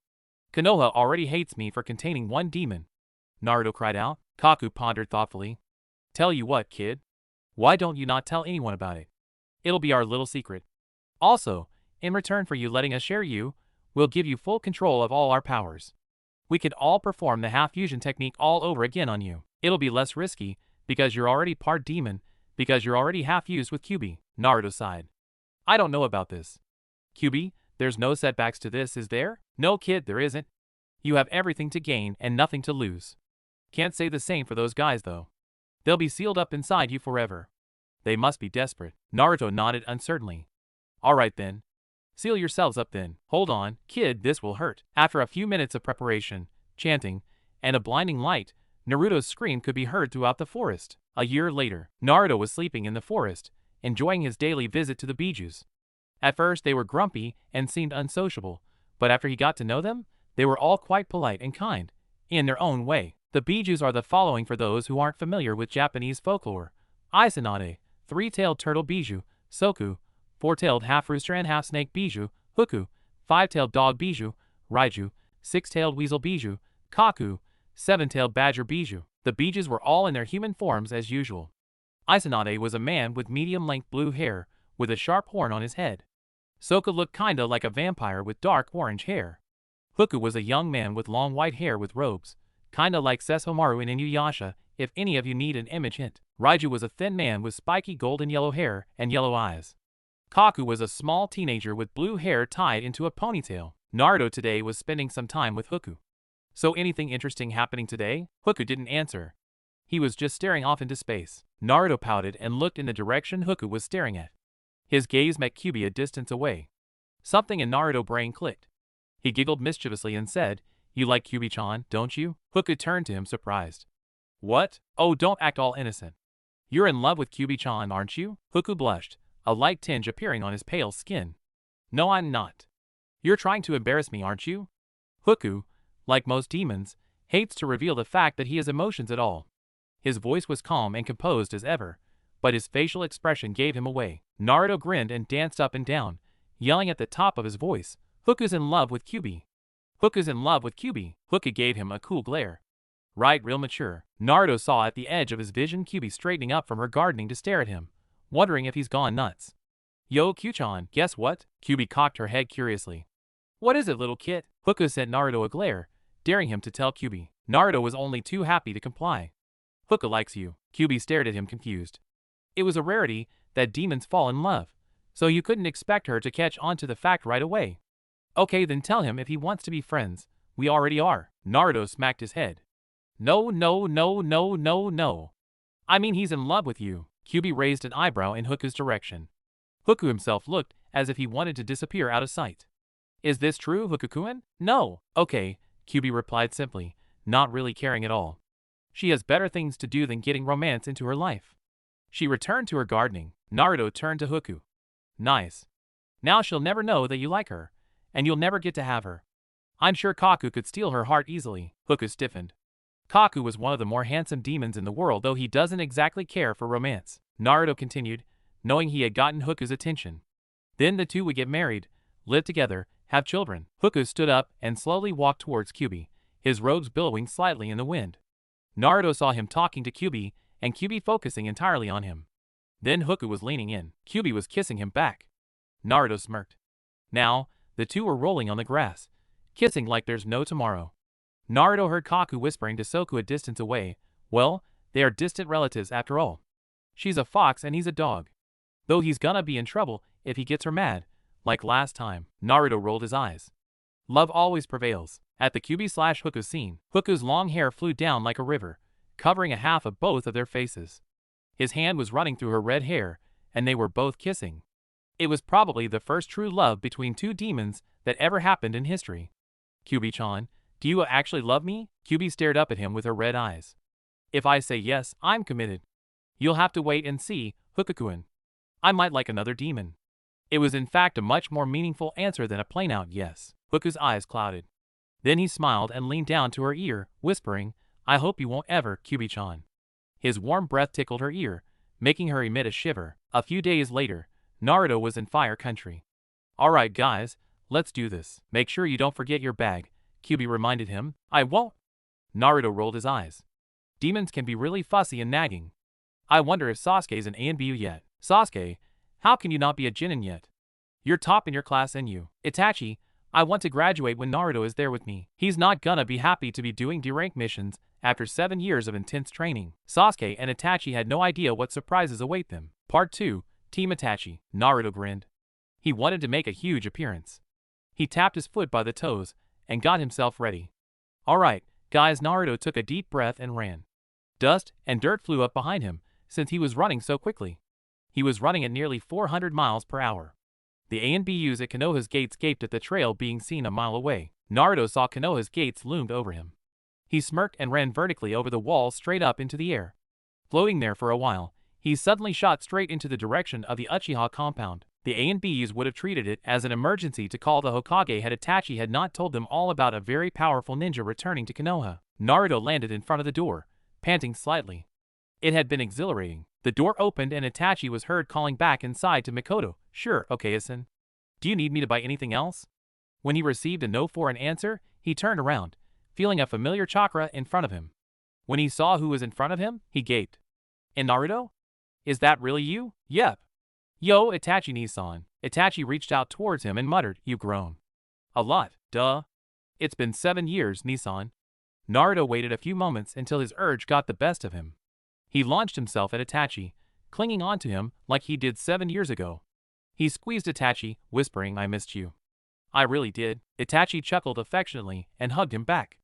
"You've definitely grown, Otudo." Itachi widened his eyes when he saw Naruto's eyes. The cerulean blue eyes were clearer than ever, but the pupils had red tints that were so prominent, it couldn't be the trick of the light. He shook his head and took Naruto by the shoulder, leading him inside. "Okayasan, Otusan, Sasuke, Naruto's home," he called. Mikoto looked up from washing the dishes and gasped. "Naruto, you've grown." Naruto rolled his eyes towards Itachi. "Yeah, I already got that." Fugaku and Sasuke came into the room and stared. "Naruto? Yep. Here I am." Naruto opened his arms wide to receive Sasuke, who rammed right into him, knocking all the wind out of him. "Sasuke, you're gonna kill me." Mikoto finished with the dishes and came over to Naruto. "You must be tired from the journey. Why don't you get some rest, and then tell us all about your adventures afterwards?" Naruto frowned at this, lowering his gaze to the floor. "Actually, I've got something I got to tell you. It's important." Mikoto raised her eyebrows. "All right then, but we should get comfortable before you tell us." They went into the dining room and settled down. Fugaku then told Naruto, "Okay, what do you have to tell us, son?" After that, the whole table went silent as Naruto told him his story. Naruto's foster family gaped. "What? 5 more Bijuu sealed themselves up inside me. I was training with the Akatsuki, and I released them after stealing the demon jars. Basically, I'm on the run from them." Mikoto stood up, horrified. 5 Bijus? The Akatsuki?" Itachi asked, standing up as well. Naruto waved them to sit down. "Calm down, guys. Yes, Nizan, the Akatsuki. I finished my training early, so I went off to find more teachers. I had been careful, but now, they all know my secret. And the Bijus are really nice, well in their own way. They can't take over my mind, but I could tap into their powers and all that." Mikoto and Itachi seemed only slightly assured. Fugaku sighed and finally announced, "I trust you, Naruto, and I will always. If you say they are harmless in your body, I believe you. However, be more cautious next time. The Akatsuki could have killed both you and Kyuubi-chan." "Hi, Otusan." Naruto laughed nervously. "So Sasuke, are you an ANBU yet?" Sasuke hung his head. "No, not yet. I wanted to wait for you. We should do everything together, including graduating." Naruto rolled his eyes, but he kept grinning. "Looks like we didn't beat Itachi's record then, did we?" Naruto didn't really mind staying at the academy. He wanted to stay with his age group anyways. Like he said before, he'll stay with Sasuke all the way, whether he be a Chunin, a Chunin, etc. Naruto has a choice of becoming any rank except Hokage for now. Itachi shook his head. "Naruto, do you want to go to the academy? If you want to, I can just send a letter to Hokage-sama, and he'll allow you to. Also, if you do, I should give you a notice that the graduation exam is in 3 days." Naruto nodded. "Hi, I do. I'm staying with Sasuke." 4 days later, Naruto purposely scored the lowest score in the class. That way, he could even it out so that he and Sasuke could be on the same team, just in case the Hokage says no. He could hardly care that everyone kept calling him a knucklehead and an idiot.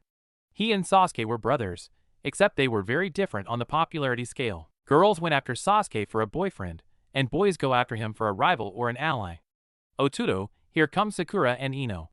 Look out," Naruto whispered out of the corner of his mouth to Sasuke sitting right next to him. Sasuke ducked under the desk. 2 fangirls, just perfect. The 2 came bursting into the room, glaring at each other. They turned to Sasuke and ran right over to him. "Sasuke, will you go out with me?" They both asked at the same time. Sasuke let out an inaudible whimper. "Leave me alone. Just leave him alone, Ino, Sakura, Naruto snarled. He knew how much Sasuke hated fangirls. They and Itachi weren't the kind of boys to be obsessed with romance and dating. They have better things to do. Who asked you, Naruto? They both yelled. Naruto stood up, eyes flashing. Did your parents ever taught you manners, or did you just don't listen to a word they teach you? Naruto wasn't about to let Sasuke get tortured. The girls will never leave him alone. It's actually more serious than it seems. Naruto saw Ino's fist coming, but he didn't dodge the punch. Ino glared at him. Why don't you just mind your own business? Naruto touched his cheek gingerly and replied calmly, he's my brother. How's it not my business? Why don't you mind your business? Ino huffed and walked off to her seat. Sakura looked from Naruto to Sasuke, and then back to Naruto before she went off to her own seat. Sasuke pulled himself up from under the desk and stared at Naruto. You didn't have to do that. Now you're gonna get a bruise. He squinted at Naruto's cheek and was surprised when there wasn't even a mark on it. Kyuubi-chan, he trailed off. Naruto grinned. The one and only. She's going out with Haku-kun. Those two were meant for each other. Alright, everyone, attention please. Irika called in front of the class. You'll all be assigned into teams to a jonin. There will be a last test before you will be fully recognized as a genin. Now I will assign you your teams. Naruto leaned back on his chair and listened without really listening at all. All he was really focusing on was Ino's punch. Man, that girl has anger issues. Hopefully she'll grow out of it once she's assigned to a team. Naruto Uzumaki, Sasuke Uchiha, and Sakura Haruno. Sasuke banged his head on the desk. Naruto did likewise. Why in the world was fate so cruel to them? Sakura seemed to be aware that she wasn't really happily received. However, she just turned around to stick her tongue out at Ino because she got to be on the same team as Sasuke. Kit, she might not be so bad.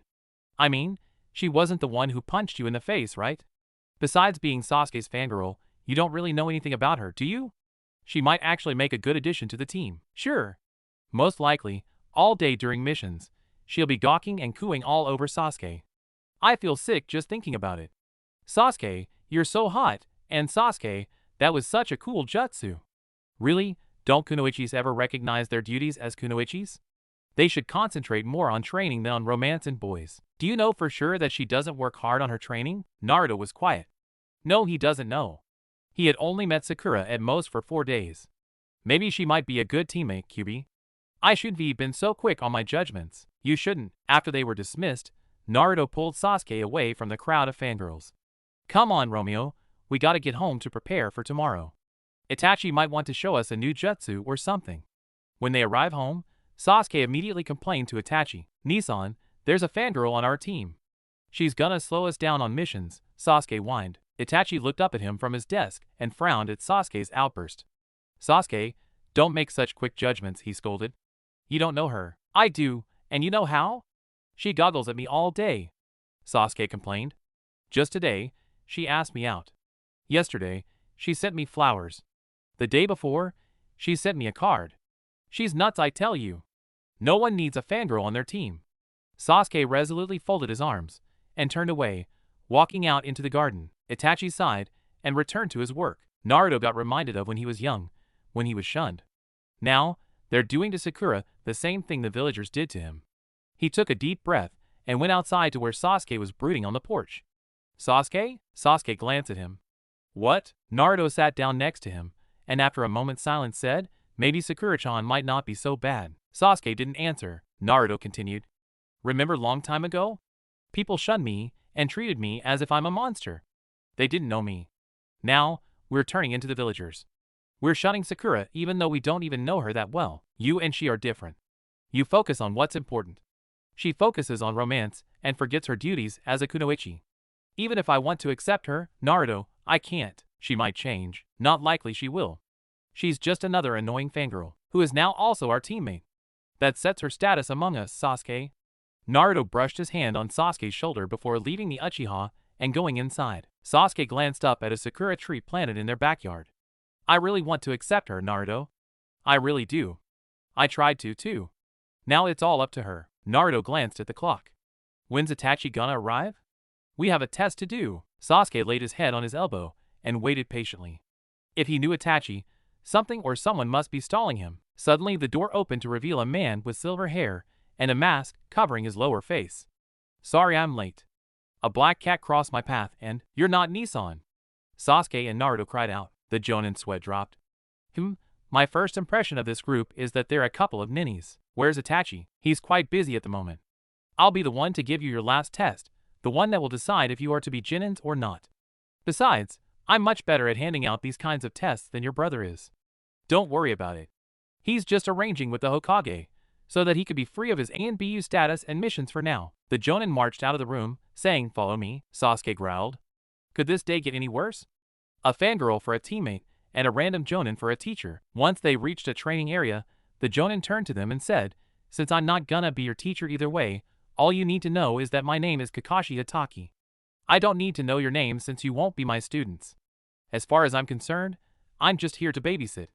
Anyways, let's get down to business, shall we? Normally, you're supposed to take this test tomorrow, but Itachi-kun wanted to get this over with today. Now, you have until noon to get these 2 bells from me." Kakashi held up 2 bells. Those who manage to get the bells, pass. Simple to understand, you see. Naruto raised a hand. There's only 2 bells. Smart, are you? The one who doesn't have a bell by noon fails. Kakashi tied the bells to his belt and folded his arms. Alright, begin. All 3 of them disappeared into the trees. Naruto peered at Kakashi from a branch. "Kyuchan, what now? I know Itachi told us all about teamwork, but there's only 2 bells. Either way, one of us will have to fail. I'll tell you this, kid. Things aren't always what they seem." Naruto sighed. "Oh well, they can worry about who will pass later. Right now, they have to worry about teamwork. Itachi had said they might be able to set the record for teamwork, and they will. They can't expect it to be easy, right?" Naruto took a deep breath. He could have gotten the bells all by himself, but that was not the point of this test. Naruto ran off to find Sasuke and Sakura. He knew exactly what he has to do. He motioned for Sasuke to follow him, and led him to Sakura. "Listen, we all know that this is about teamwork, right?" He glanced at Sakura, who stared at him in surprise. Of course, he mentally smacked himself. He and Sasuke knew. Sakura didn't. Sakura didn't have someone like Itachi to teach her. "Only 2 of us can pass." He smiled sadly. "You 2 can pass. I'll stay behind. I could catch up to you guys easily." When Sasuke was about to protest, Naruto gave him a piercing look, silencing his brother immediately. "Anyways, here's the plan." Sakura felt her chest tightening. Naruto was sacrificing himself for her and Sasuke. She finally realized something. All those times she teased Naruto along with the others, she had been acting as a monster. Naruto wasn't bad, he was a really good person. Before she could say anything, the plan was set immediately into action. There wasn't that much time before noon. Sakura waited up in the trees for Naruto to do his part. When Naruto appeared, she felt a twang in her chest. It was regret. Regret for all those times she treated him bad. He was a good person. A really good person. Naruto walked out calmly onto the field. "Alright, Kakashi, why don't we have a one-on-one taijutsu match?" Kakashi raised an eyebrow. "Really now? Minato-sensei, what in the world is your son planning? Why is he so confident?" Naruto got into taijutsu stance and charged. Kakashi blocked a punch coming straight at his face. Naruto then launched a barrage of punches and kicks. Kakashi widened his eyes. He had to focus entirely on Naruto, not just a bit of his attention. Naruto then looked him in the eye and smirked. "You lost, Kakashi." He jumped back and stood in front of Kakashi. Kakashi felt for the bells, but he found them gone. He gaped. "How?" Sasuke and Sakura came out, standing next to Naruto, holding up their bells. "We won your game, Kakashi." Kakashi's expression returned to its emotionless mask once again. "So, Naruto, you failed? As a sacrifice to pass your teammates?" Naruto smiled brightly. "Hi, I am." "Fail me, Kakashi." Sasuke gripped his bell until his knuckle turned white. "It's not fair." "Stupid test." He then glared at Kakashi and suddenly chucked the bell at Kakashi's face. Kakashi caught it, of course. "You know what? I don't want to pass. I don't care. Fail me as well." Sakura, at the same time, threw hers on the ground, surprising both boys, and said, "Fail me too. I don't care either." To Naruto's surprise, Sasuke and Sakura put their arms around him. Sasuke smiled and said, "Remember when you and Itachi sacrificed a whole day of the mission just to come to my orientation? We stick together, no matter what." Then, they both looked at Sakura, who lowered her eyes, remembering that she was practically the odd one out of their group. Sasuke smiled and laid a hand on her shoulder. "You just proved to both of us that you're no ordinary fangirl." Sakura widened her eyes. Did she heard right? Did Sasuke actually compliment her of all people? Sasuke never compliments anyone. Tears welled up in her eyes. She was finally accepted into their circle. All three of them looked up at Kakashi. Pass all of us or fail all of us.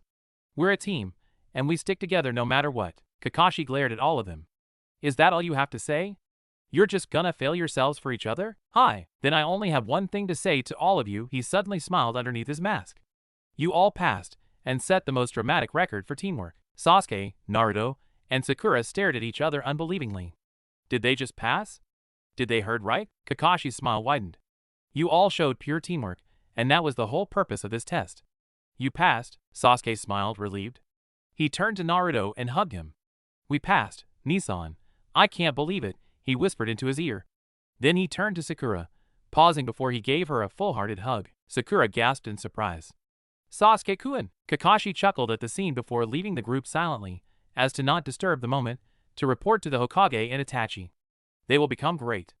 One day possibly they'll become the most famous ninjas in history. They all passed, with perfect marks, Kakashi announced to the Hokage and Itachi, who was signing the last of the papers. They both looked up, surprised. It was rare enough that Kakashi actually admits that a team passed, but Kakashi actually complimenting a team? Was this really the Kakashi they knew? Itachi gawked. My team passed? With perfect marks no less? Kakashi nodded proudly. Hi, they did. Itachi was impressed. Sasuke had hated Sakura. How then did they work so well together? He knew that they'd do anything to pass, in the sense of having to deal with a very annoying teammate, and that they will pass but with perfect marks too? He smiled and said, that's my brothers for you. They can do anything, even impressing me. Sasuke's sweat dropped. Naruto was arguing with the Sandaime again. No one knew about Naruto's 7-year absence except the Hokage, his family, etc. Naruto ignored him. Come on, old man, give us a better mission. So far today, since morning, we've done gardening, babysitting, rescuing cats, walking dogs, and cleaning up garbage. I don't see Itachi doing all that. Ninjas aren't supposed to do chores. They're supposed to do real missions, like being bodyguards and stuff. He announced loudly, we're Genins already, for pity's sake. I'm not gonna spend another minute doing chores for old ladies. Isn't that what their children are for? He crossed his arms and sat down, his back turned to the Hokage. Sasuke sighed. They have been doing really stupid missions so far. He himself was already running out of patience. Itachi placed a hand on Naruto's head and said, alright, Naruto, that's enough now. The Hokage chuckled. If Naruto wants a harder mission, I might as well give it to him. They all stared at the Hokage. Did the Sandaime really give in that easily? Here we go. You can be bodyguards on a mission for a bridge builder to the land of waves. You are to guard him while he builds his bridge. Basically that's all. Just guard him from thieves, bandits, etc. The Hokage looked up. Well, are you willing to take it? Yeah. Naruto jumped up and down. We're finally going on a mission, a real mission. I'll show you your client then. Tazuna, come out please. You'll be leaving with Itachi's team. The door behind them opened and an old man came through the doorway, looking slightly drunk. He peered over his glasses at Itachi, Sasuke, Naruto, and Sakura. What is this? A bunch of teens? That Jonin, I bet, isn't even an adult yet. I'm paying for you to guard me, not to play with me, Itachi sighed. His age can really be a problem for him. Don't worry. We're more than a match for bandits and thieves, Tazuna-san. Tazuna glared drunkenly at his team, his gaze landing on Naruto. Hey, shrimp, yeah, you blondie over there. Am I seriously gonna expect you to guard me, sunshine? Learning manners after living with the Uchihas and learning through watching his instructors that yelling in these situations won't help, and that friendliness normally will. Naruto glanced at the sake bottle in Tazuna's hand and asked, hey, is that sake from Waves? I heard it's the best. Itachi, Sasuke, and Sakura stared at him. Since when does Naruto drink? Tazuna's eyebrows lifted in surprise, and he glanced at the bottle in his hand. Yes, why yes it is. Kid, do you drink? Naruto shrugged. A bit. Have a sip then. Tazuna threw him the half-empty sake bottle. Naruto caught it and poured the liquid down his throat. The Bijus gave him resistance to getting drunk, so he didn't have to worry about losing control. How do you guys like it? A little too sweet. Needs to be a little more fiery. Kyuubi, it's fine. Needs to be sweeter in fact. No it doesn't. I want it bitterer. Naruto's sweat dropped. He shouldn't have asked. Their argument was going to last for hours. Arigato, Tazuna-san. It tastes good. Everyone gawked, except Tazuna, who grinned and told Naruto, tell you what. When we get back to Waves, I'll show you the best sake Waves has to offer. Itachi turned to Sasuke. Since when does Naruto put the suffix San at the end of someone's name. He had never heard Naruto say something like that before, except to some of the Uchihas and his teachers. Once everyone assembled at the gates, Itachi started off, not bothering to assign a formation to go in. Itachi had never cared for formations, believing that ninjas work better if they just go on naturally however they pleased. Tell me, any of you, how much you know of the Land of Waves? He glanced behind him. I personally never had a mission there before. Naruto shrugged. I've been there once. We were just visiting really for me to know a bit about it. It wasn't that far from Kirikiri, so I could visit for a few days or so. The country was small, so it didn't need its own ninja village. It's basically just a trading center. The main difference that separates it from most countries is that they allow slavery there. Tazuna turned to him. You've been to Waves before? Naruto nodded. I was training in water techniques. He glanced at a puddle on the side of the road. He made a motion, but he continued talking casually and loudly as always. Hey Sasuke, did you practice with the katana I gave you? Sasuke smirked. You didn't think I was going to waste such a powerful weapon, did you? Suddenly, chains wrapped themselves around Itachi, and in one swift motion, two ninjas tore him apart. Sakura gasped. Itachi-sensei. Naruto and Sasuke unsheathed their katanas at exactly the same moment. The ninjas charged at Tazuna, surprising both ninjas. Naruto sheathed his sword and grabbed Sasuke, throwing him at the ninjas. Sasuke gritted his teeth and slashed at the chain. The katana sliced through it like a hot knife cutting a stick of butter. The ninjas turned their attention towards the Genins, gaping at the useless chain. Sasuke smirked. He twirled his katana back into its sheath and took out two kunais. Naruto, Sakura, let's tie these guys up. The ninjas attacked them, running straight at Sasuke. Sasuke threw his kunais to Sakura and Naruto, who were on each side of him. They ran at the ninjas, and once they passed them, they exchanged kunais. The moment the exchange was over, the plan became clear. The chakra strings were clear. The ninjas were trapped. Naruto and Sakura tied them to a tree, and Sasuke rolled his eyes. Okay, Nissan, you can come out now. Itachi came out from the bushes, clapping his hands. Good job, team. Good teamwork. That was the best performance I've seen from Genins yet. Then he turned to Tazuna, frowning. We need to talk, Tazuna-san. Tazuna sighed. He couldn't hide the truth forever. He followed Itachi to a spot a distance away. Naruto sat down at the base of a tree and turned to the ninjas tied up. Nice try. We're not retarded. We know it didn't rain yesterday. The Chunins glared at him. How did you defeat us? Naruto turned to Sasuke and Sakura. With them, it was easy to. Besides, you're just Chunins in rank, with no skills to prove it. Itachi came back with Tazuna right at that moment. He seemed indignant though unconcerned. Seems like we were duped. This is no C-rank mission. This is more of a B rank, he informed them. I'll leave the decision to you guys if you want to go on or not. Of course we want to. I've been waiting for missions like this one for days. Naruto cried out. Sasuke nodded. True. No one wants to just battle thieves and bandits. Itachi turned to Sakura. What about you? We can't continue unless all of us agree to this. I'm fine with going. Itachi turned to Tazuna and said, his voice soft but hinted warnings. As for you, no more lies. You will pay us what is due for this mission, the amount of money required for a B rank at the very least. I won't allow us to get cheated. Also, if you lie again, we'll leave you wherever you are and never come back for you. Even if you're attacked in front of us, we'll leave you. His voice showed no deception or bluffing, but his eyes held a gleam that clearly showed he'd rather be cheated out of his money than do such a thing. Tazuna nodded gloomily. This just wasn't his day. Itachi turned to Naruto and widened his eyes. Naruto. Naruto glanced at his hand. The ninja's chain scratched it a bit, but it would be fine. Soku's the Bijuu of poison, so Naruto was immune to even the deadliest poisons. Don't worry, Nizan. It'll be fine. Itachi seemed unconvinced, but he just nodded and said, alright then, let's move, kiddos. The rest of the journey was quiet. Mist was settling in the closer they got towards Waves. Sasuke whispered to Naruto, do you know anyone here? All of my instructors were wanderers. They normally stay in the same country, but they don't normally stay at one place very long. The mist was getting thick, so Naruto activated his Byakugan while Sakura wasn't looking. Kyuubi and the Bijuus allowed him to do all kinds of neat things from copying bloodlines to destroying them. Duck. All of them ducked as a Zanbatsu was right over them, and stuck to a tree. A man with bandages covering his lower face appeared, standing on top of the sword. He glared at the small group, his gaze landing on Naruto. Naruto quickly deactivated his Byakugan and glared at the swordsman. Sasuke whispered to him out of the corner of his mouth, his bandages remind me of Kakashi. Naruto didn't answer but continued to glare. What are you doing here, Zabuza-sensei? Itachi and the whole group asked the same question. What? Naruto sighed, his glare discontinued. Before I trained with the Akatsuki, I trained with some of the 7 swordsmen of mist, he whispered to Itachi and Sasuke, who both stared at him. Naruto rolled his eyes and walked up to Zabuza. After a moment's silence, Zabuza asked, "What are you doing here, brat?" "We're on a mission." "Let me take a guess. You're working for Gato."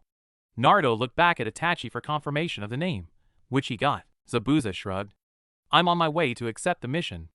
However, I haven't accepted it yet." Naruto gave him a look, which made Zabuza burst out in laughter. Once he got full control of himself, he told him, "Don't worry, little brat, I'll cancel it. I don't want to battle against you." He pulled his sword from the tree and began to walk away. Naruto yelled out at the last minute, "Hey, aren't you gonna help us?" Zabuza stopped and turned around. "Why should I?" Naruto tapped his foot, thinking. Well, hey. A light bulb appeared above his head. "Why don't you help us and return to Konoha with us? Don't you get tired of wandering?" "No," Naruto sighed. "I didn't want to do this, sensei," but his puppy dog eyes were at full power. Zabuza blinked. "That won't work on me. Okay, fine, you brat." He huffed and muttered under his breath about troublesome blondes the whole way to Tsuzuna's house. Naruto cheered. "It's so easy to persuade you. You're getting too soft, evil, nut-headed blonde." Itachi chuckled. "I know what you mean, Zabuza-san." His puppy dog eyes are irresistible. They're the most dangerous technique next to his katana. Tsuzuna's house was small and simple. There was a small kitchen/dining room and a few bedrooms. There was also a small living room. In the kitchen, a woman was washing dishes. She turned around when the door opened and smiled. "You must be shinobis from Fire Country. I know our house isn't much, but I think we can manage." Itachi shrugged. "We could always sleep outside." Sakura stared at him as if he was nuts. "What?" "On missions on travels, you'll have to learn to sleep under the stars." Inside a small restaurant not far from Tsuzuna's house, a girl was sweeping the floors. Her hair flowed down to her middle back in beautiful strands. However, she was thin for her age, and her brown eyes were blank and deathlike. Haku had been broken long time ago. Beatings and torture crushed her spirit, leaving nothing but an empty shell of which she was long time ago. After she was on the streets for a few days, slave traders captured and enslaved her. Her bloodline limit was useless because of the collar around her neck. The collar was permanent, becoming one with her flesh. She was broken, completely. She had learned that her fate couldn't be changed. This was what and who she is, forever, a slave. There was no hope for her. The collar was impossible to take off. It also forces her to obey her masters, whether she wants to or not. "Girl, wipe the counters when you're done. After that, wash the dishes." Her master glanced at her form. Haku nodded. She had lost her voice long time ago. She wasn't mute. She just forgot how to speak and how to make sounds.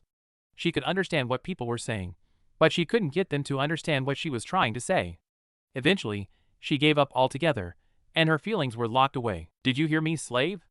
Her master sneered. "What? Are you deaf now too?" He knew full well that she couldn't respond, and that even if she didn't hear him, she'd still do what he ordered because the collar will force her to. Haku didn't say anything. She continued to work silently. This happens every day. He taunts her about her lost voice. She stayed silent, and her head was forced up by her chin. Her master was smirking. "When I ask you something, you're supposed to answer me." Haku's eyes stayed downcast, avoiding her master's eyes. "You just ignored me." With that, he grabbed Haku and pushed her into the back room. "Now, you know the punishment for transgressions like that, right?" Haku stumbled forward and fell to her knees. It happens every day, so how can she not know? She took off her top and got down on her hands and knees. She'll feel the pain, but she won't feel any grudge towards her master. After all, he was only doing what he was allowed to do. Her master unraveled a whip and cracked it at her back. Part 2. No free will. Sasuke woke up to the smell of breakfast cooking. He jumped out of bed and ran into the kitchen, where Tsunami and Naruto were cooking. Sakura was watching them, obviously trying to remember the recipes, and Itachi was at the table, reading the newspaper. Every now and then, Itachi would take a sip of black coffee, unsweetened. Tsuzuna was laying out plans for the bridge and studying them, pondering and erasing notes here and writing some there. There was also a little boy whom Sasuke had never met before. He was quiet and just sitting at the table, doing nothing. Sasuke took a seat next to him and decided not to bother his thinking time. "Hey, Itachi-Nisan, when are we setting out for the bridge?" Itachi looked over his paper and replied in a voice that reminded Sasuke of Kakashi, "Our client needs to get some more supplies before we set out. The supplies will take a while to arrive, so we have a break today. Explore the village and do whatever." He returned to his paper and muttered something about breakfast too good to wait for. Sasuke chuckled and glanced at Itachi's coffee cup. He cocked his head and filled a cup with warm water, switching his coffee cup and that cup. He was bored and Naruto's mischievous attitude was rubbing off on him. Itachi reached for his cup. He paused before drinking and placed the cup back into its former position. He sighed and put down his paper, standing up to go over to the cabinet to get some coffee mix. Sasuke, if you want some coffee, just ask and I'll make some for you. You don't have to switch glasses. Do you want some sugar because the cup that you're holding, the one that's actually mine, doesn't have any sugar in it? Sasuke took a sip and spluttered. How can you drink coffee like this? He cried. It tastes like plain coffee, I know. I like it that way. Itachi handed Sasuke a couple of sugar packets. Tsunami laid bowls of stew in front of each of them. Tell me if you want more. There's plenty left. Naruto sat across from Sasuke, next to Itachi, and Sakura took the seat next to Sasuke, across from Itachi. Oh man, this smells so good. Duh, you cooked it. I only helped, Sasuke. Naruto took a mouthful of the stew and sighed contentedly. Tastes like heaven. Hey, where's Sensei anyways? Encouraged, Sasuke took a bite and hurriedly gulped down the whole bowl. However, while Naruto was immune to the hot liquid, Sasuke burned his tongue and had to cool it down with ice water. Ish gush, he said, his tongue floppy. Then he shrugged at Naruto's question. Woo nush. He kush be anywherish. Suddenly Zabuza burst through the door and sat down on one of the chairs. He was obviously not in a good mood. Then again, from what Naruto knows, Zabuza is never a morning person, even though he wakes up earlier than most people. Naruto also learned to just ignore his bad mood. Hey sensei, what are you so grumpy about? Nightmares? Zabuza glared at him. Listen, brat, I don't have nightmares ever. Naruto rolled his eyes. Sure you don't? Hey, I got an idea. How about you and Sasuke have a kenjutsu match? If you win, we'll treat you out to whatever restaurant you want and admit that you never have nightmares before. If Sasuke wins, you'll have to admit you had a nightmare today and treat us out. Oh, you also have to be in a good mood every morning from now on. Sasuke and Zabuza turned to each other and yelled at the same time, deal. Itachi didn't even look up from his paper. Sakura, make sure they don't do anything stupid and help Naruto referee. Hi sensei. Sakura came outside with Naruto and the duo. Sasuke and Zabuza faced each other and took out their weapons. Sasuke with his katana and Zabuza with his zanbatsu. Zabuza attacked first, but Sasuke was smaller, so he was also quicker, dodging it completely. Sasuke twirled around and swung his katana, aiming for Zabuza's chest. He wouldn't stab, of course. Zabuza countered at the last minute.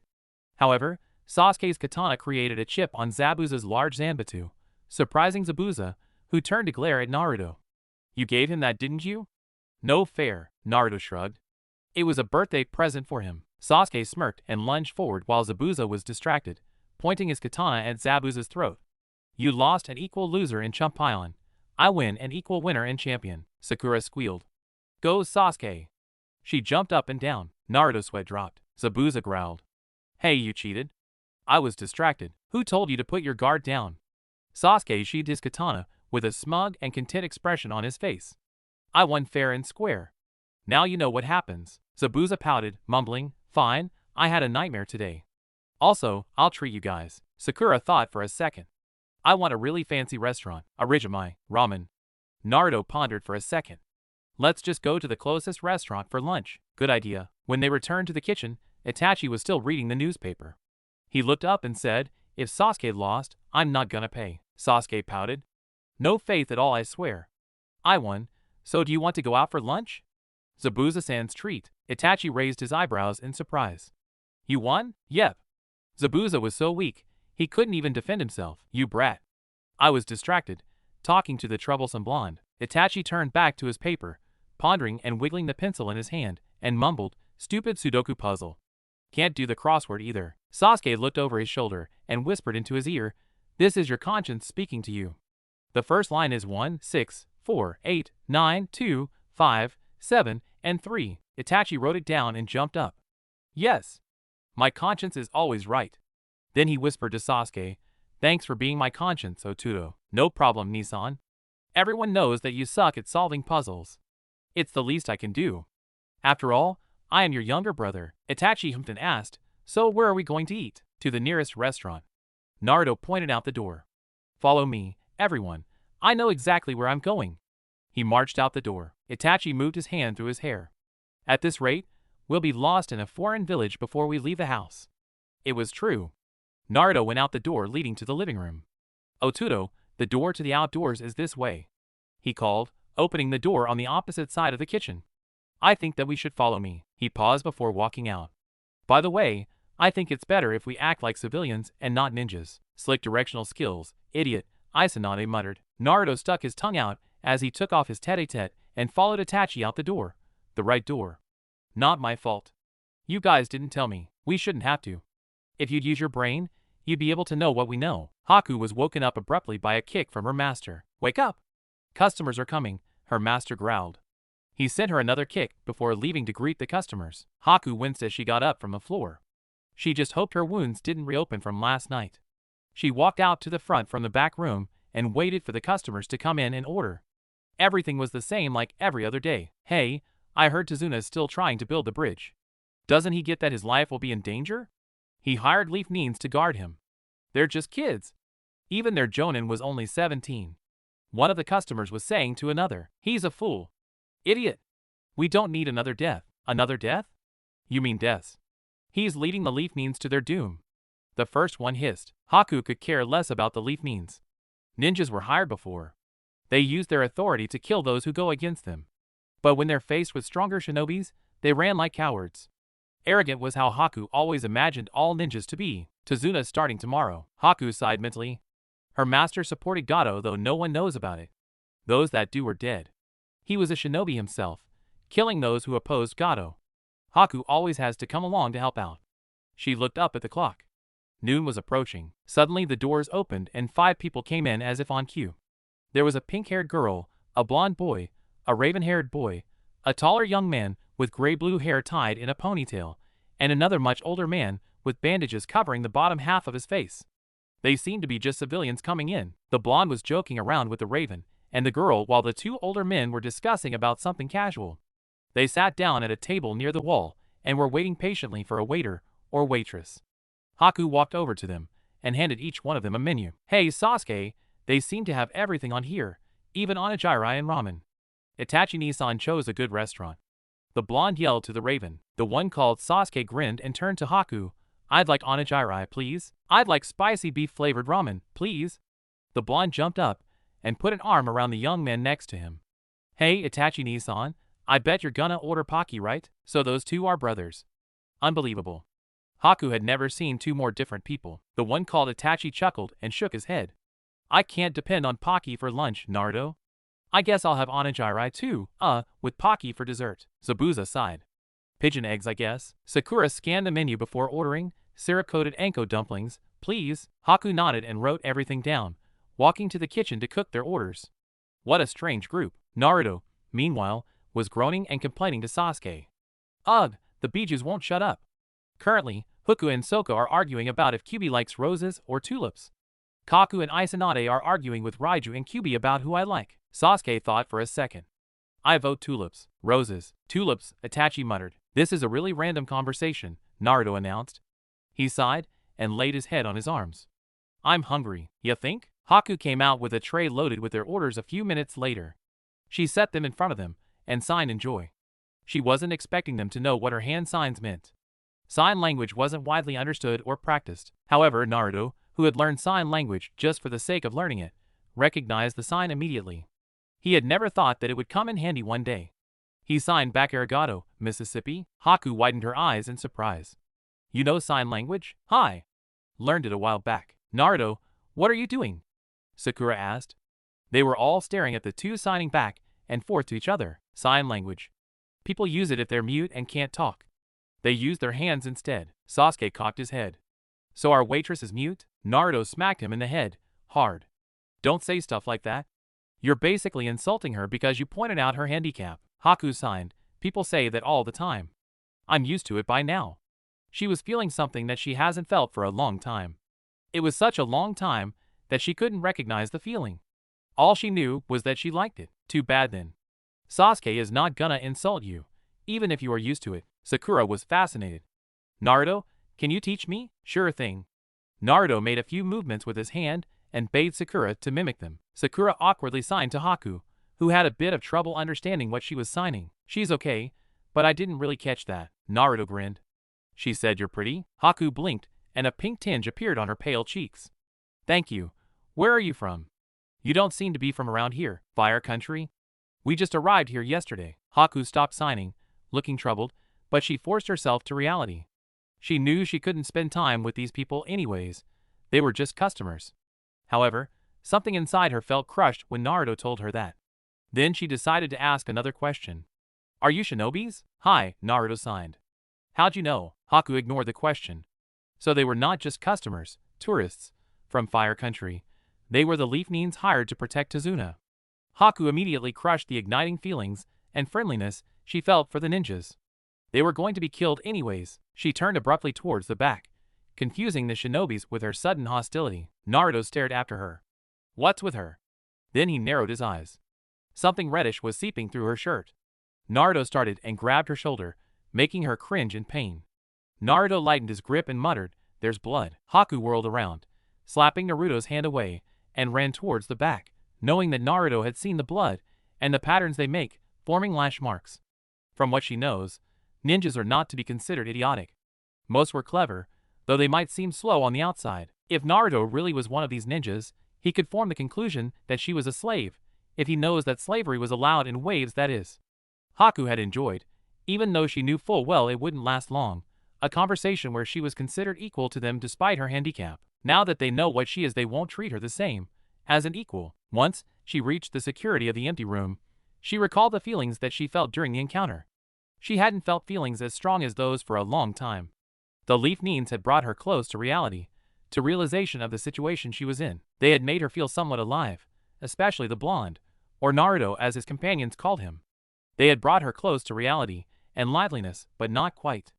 Haku tried to push them aside, but the image of the Leaf Nians held tight on her mind. They were on opposite sides of a battle, though she didn't want to be on the side she has to be on. She doesn't have a choice. She doesn't have free will like them. Meanwhile, Naruto had lost his appetite. Even ramen doesn't appeal to him any longer. Itachi, concerned if Naruto was sick or not, asked Naruto, what's wrong? Don't you want to eat your ramen? Naruto shook his head, pushing his bowl away, disgusted.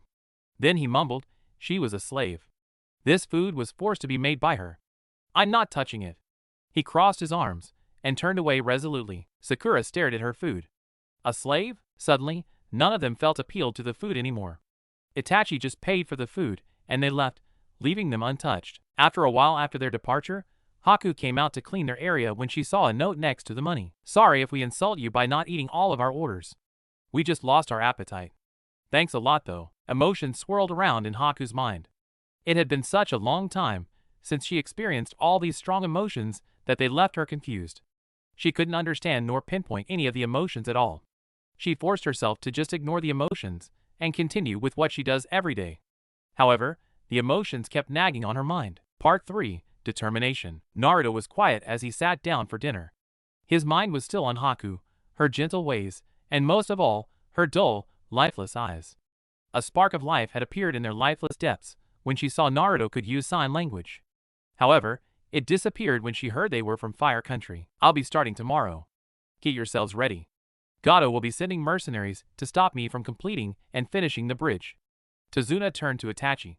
Are you sure you and the kids are gonna be able to protect me? Itachi narrowed his eyes. Do you trust us or not? I believe we could. Tazuna looked away, slightly embarrassed. It's just that ninjas hired before have all been killed. Gato always wins, at least in the past. Then Inari, Tazuna's grandson, spoke up, his voice hollow, and he always will, in the future too. He'll kill you, just like he killed the past shinobis, Tsunami gasped. Inari, what? It's true. Sasuke stood up abruptly, his face filled with cold anger. What right have you to say that? Do you control our lives? Or do you control only your own? Can you see the future? Can you see fate itself? Who are you to decide our fate? His voice was calm, but it had a terrible coldness in it that made Inari shiver involuntarily, though he didn't back down. Inari growled, what right do I have? I went through more than you ever did. You shinobis just enjoy life. Does Fire Country look like waves? Does it? I doubt it. I bet you all lived comfortably in your homes, knowing that you're safe and sound. Have you even seen a death of your loved ones, or just a death at all? Sasuke gritted his teeth, but didn't say anything. I thought so. Naruto was standing up now, too. Oh yeah? Think you went through so much? Both my parents die, I don't have any blood relatives alive, and the villagers despise me. I wonder which one of us is better off, huh? That's enough, Naruto, Sasuke. Sit down, Itachi ordered. Naruto and Sasuke hesitated, seeming to argue, but after a few minutes, they sat down without a word of argument. Itachi sighed, relieved that no fight was going to break. We're just here to do our job, guys, Inari interrupted him. You're gonna fail your mission though. Why don't you just give up? Then Naruto's voice rang throughout the room.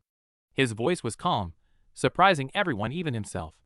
He was anything but calm on the inside. Because true shinobis don't ever give up. That's the way of the ninja. Inari widened his eyes. Then he stood up and marched outside, scowling. What the heck's with him? Sasuke muttered. Tsunami sighed. It happened a long time ago. She began telling them everything from how Kaiza met Inari to his death sentence by Gato. I'm not gonna go deep into this. It's in the episodes. Like everyone else in this country, his spirit was broken by Kaiza's death. Her voice had saddened throughout her story, and by now, it sounded dejected and somewhat hopeless. There was an awkward silence after her story. Sasuke looked away. I didn't know. His eyes were staring off into space, deep in thought. Itachi smiled sadly. None of us did, Oturo. Then he added, missions are like this. Sometimes the real mission involves more than just the mission in question. He yawned and stood up, finished with his meal. He went to his room to retire while Sasuke, Naruto, and Sakura went to the living room to just talk and enjoy each other's company before their big day tomorrow. Shidarsa chuckled. However, his chuckle wasn't a good sign. Look what we have here. Tazuna's still gonna try and build the bridge. He looked up from the letter/request in his companions' faces. Gato wants us to get rid of him. Renanu, who continued to clean his katana, remained emotionless, showing neither enthusiasm nor fear. He hired kids. They're not gonna be much fun. He must be desperate. He glanced up at Shidarsu. Shidarsu was their indisputable leader, the most powerful and clever of the three. How's your pet? Even though they are kids, she could come in handy during the battle. Shidarsu reached into the darkness and roughly pulled out Haku by her arm. You don't have to ask how she is. She's right here, right? Are you going to take her along? Of course. It's always fun to let her help out. Shidarsa tightened his grip on Haku's arm, making her wince. They'll be surprised. All the shinobis in the past were. He felt Haku trembling in his hand. Cruelty always surprises them. They've gone soft over the years, especially the Leaf Neens. Did you know most of them value their friends and teammates more than the mission itself? All three of them laughed. They themselves thought of each other as nothing more than rivals and teammates. They could care less if one or the other dies. The only reason they look out for each other was that they might have a use for the other two later. Kuroshinaru smirked, glancing at Haku. Ah, Shidarsu, your pet's scared. His cruel eyes lingered over Haku's face, which was filled with fear and terror at what's to be expected the next day. Rananu sighed. Kurokuin, thank you for stating the obvious. Shidarsu looked back down at the letter, ignoring Kuro's and Rananu's bickering. This is interesting. What? It says here that the Jonin they have is a 17-year-old Uchiha. Shidarsu paused. He must be extremely confident in his abilities if he is willing to go through the whole mission, knowing how many shinobis have died in the past. He leaned back. Tell me, how many 17-year-old Jonin Uchihas do we know who'd waste their time taking on Jinin teams? Kuro widened his eyes, unbelieving of what Shidarsu was insinuating. There has been a record of only one currently. Exactly. Uchihas were known throughout the ninja world for their arrogance, most considering themselves above training Jinins. Answer me this. Who is this Uchiha? Itachi Uchiha, a prodigy of the Uchiha clan. Anticipation filled the air around them. Itachi Uchiha would definitely be a formidable and worthy opponent. They were going to have fun tomorrow. Part 4. Chance at choice. Sasuke, stop hogging the bathroom. Shut up, Naruto. I'm not the one who takes 2-hour showers. Would you both just stop bickering and hurry up? There are other people in line here. Itachi knocked on the door. Sasuke, hurry up. You've been in there for an hour. I know you like spending a long time on your hair, but this is ridiculous, Sakura squealed. She still has her fangirl personalities even though she recognized that there is more to life than just chasing after a hot boy. No wonder his hair is so cute. If you consider a duck's but cute, Naruto mumbled under his breath. Then an idea popped up in his head. He yelled through the door, Sasuke, Sakura thinks you're cute when you do your hair this long. Sasuke slammed open the door and turned to Sakura. We can never be together. Don't you get that? Never. He marched down the hall to the kitchen. Finally, Naruto stormed into the bathroom to freshen up. Itachi chuckled. Thank goodness, I woke up before everyone.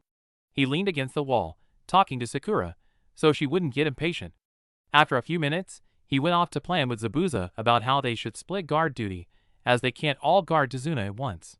They need breaks. Because of the seriousness of this mission, either Itachi or Zabuza has to be with the team at all times. Once decided and prepared, they set out for the half-finished bridge. Zabuza and Sakura stayed back to guard the house, while Itachi and his brothers went off to guard Tazuna.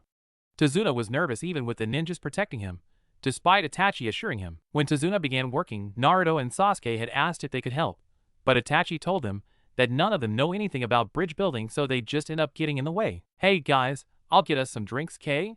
Tazuna-san must be thirsty too. And don't leave him out of your sight. Itachi stood up and walked towards the marketplace, leaving an extra nervous Tazuna and his brothers to themselves. Even though he doesn't know how strong his enemies are, he was quite confident that Naruto and Sasuke could defend Tazuna by themselves. Sasuke sighed and sat cross-legged down on the floor of the bridge. This is a bore. I want some adventure. Naruto rolled his eyes and yawned. He had to agree with Sasuke. He was expecting a bunch of powerful ninjas coming at them at all sides all the time, and that they would be fighting for their lives. However, what really happens was exactly the opposite. Suddenly a sword whirled towards Tazuna's back. Naruto instinctively grabbed the sword by the hilt before it stabbed him in the back. Sasuke narrowed his eyes and stood up in battle position. Where are you? Show yourselves. Seems like we're too late, Renanu. Itachi left the kids to themselves. I would have wanted to fight him for a challenge. The voice was smooth, oily, and sly. These kids will have to do until he gets back, I guess. There's only 2 little brats. This will be easy, Sasuke smirked. Easy?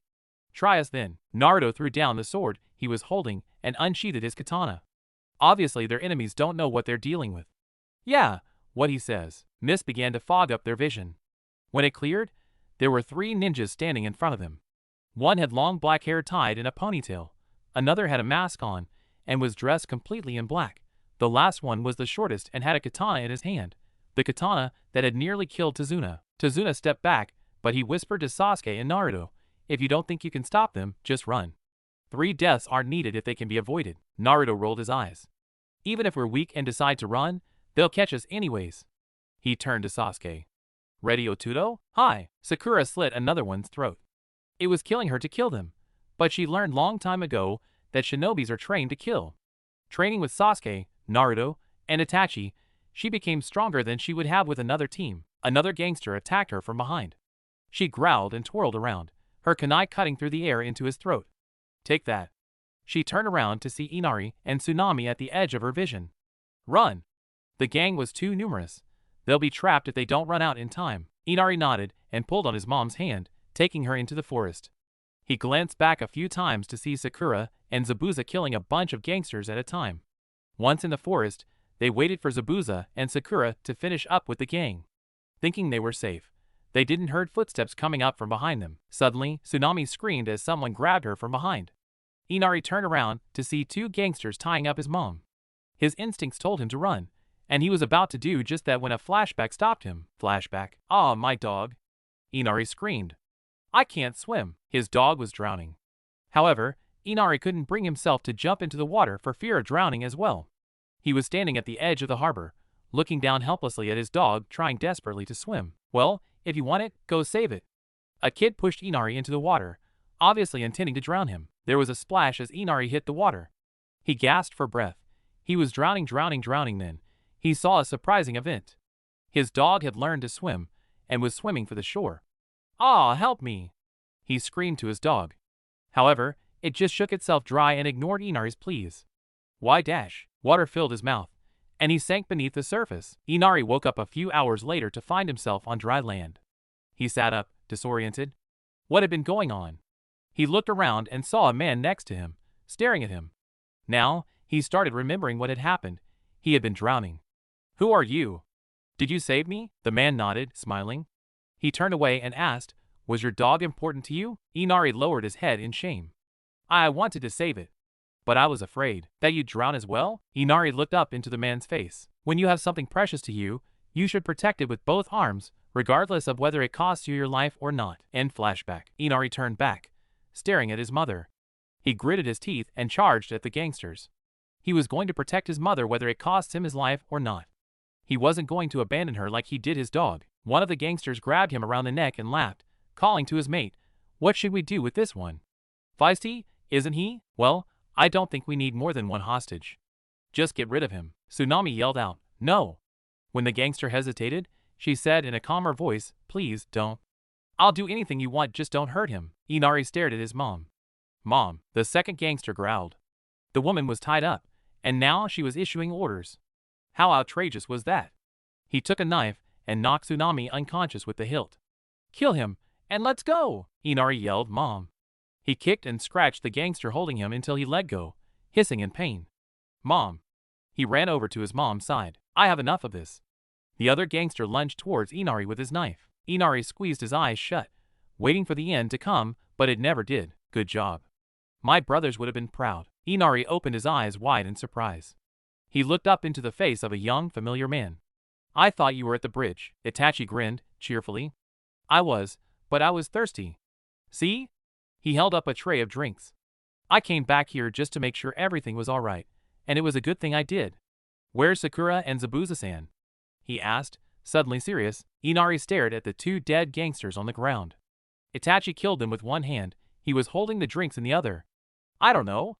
They were still fighting when we escaped." Realization hit him. "Oh no, Itachi-san, we've got to go help them." "No need. We're finished." Sakura and Zabuza came out behind the bushes. Zabuza grinned beneath his mask. "You left the brats to defend themselves, Itachi?" Sakura gasped. "Itachi-sensei." Itachi chuckled. "Don't worry. They can defend themselves. It would be a good idea to go, though. If this was the battle here, the battle going on at the bridge should be a more serious matter." He turned to Inari. "You and your mom stay here. It wouldn't be a good thing for you two to get involved. Let's go." He led Sakura and Zabuza towards the bridge, leaving Inari to stare at his receding back determinedly. Despite Itachi telling him to stay there, he took up his crossbow and went off to gather the villagers for a rebellion and a battle of their lifetimes. Shidarsu laughed. "Ready or not, you'll still die." Renana suddenly lunged towards Naruto and thrust his sword at godlike speed towards his heart. To his surprise, Naruto countered it easily. Naruto smirked. "I'll say this once and only once. You shouldn't underestimate us." He pushed Renana back and thrust his sword at him, missing by mere millimeters. Renana flipped back to Shidarsu and muttered, "He's good, I'll give him that." Shidarsu narrowed his eyes. "He's a kid." "Shidarsu-san, you may be the cleverest of us all, but you underestimate people too much. Kids can be strong, despite the fact that they are kids." Renana kept his gaze on Naruto the whole time. This one just proved it a fact. "I got a feeling these leaf neens aren't as weak as they appear." Shidarsu snarled. "I want to get this over quick. Just kill. We don't need any prisoners or hostages." He charged at Sasuke, his fist glowing with chakra. Sasuke smirked and countered it with his left foot, leaving his hands free to attack. He pushed Shidarsu away and lunged swiftly at him, fist poised. However, Shidarsu dodged and flipped backwards. "You're right, Rananu. They're better than we thought, but they're still kids." Kuroshinaru snorted. "They're nothing." He lunged at Sasuke. Sasuke, who expected him to be just like Shidarsu, was taken by surprise. Kuroshinaru, unlike the other two, who were just testing them, was aiming to kill. Sasuke leaned to the side, surviving a fatal blow with only a deep cut to his left cheek. Kuroshinaru smirked and straightened up, kicking Sasuke in the gut before he could react. "See, Shidarsu? You're just getting soft." Sasuke grunted, bending over. "Sasuke!" Naruto ran at Kuroshinaru with his katana ready. However, Renana came into the picture, preventing him from coming to Sasuke's rescue and forcing him to battle him instead. Ack! Kuroshinaru swiped his leg at Sasuke, but Sasuke managed to jump out of the way in time. Kuroshinaru took out an axe and swung it at Sasuke's head, laughing. "Take this, kiddo." Sasuke ducked. He was forced into defensive mode. He licked his lips, trying to find a weak spot. However, weak spots appear suddenly and disappear just as quickly because of the speed Kuroshinaru was going. "Yo, Sasuke, jump!" Naruto yelled. Sasuke widened his eyes in confusion, but he jumped anyways. Itachi appeared under him, slashing at Kuroshinaru with a kunai. Nizen came just in time. Kuroshinaru gaped in surprise. One look at the situation and one knows that Itachi had given him no time to think or dodge. It was a perfect surprise attack if only Kuroshinaru didn't call at the last minute. "Haku!" Itachi slashed at Kuroshinaru. He gasped. Blood splattered on his face from his attack, but the blood wasn't from the ninja he had intended the attack. Naruto and Sasuke gaped.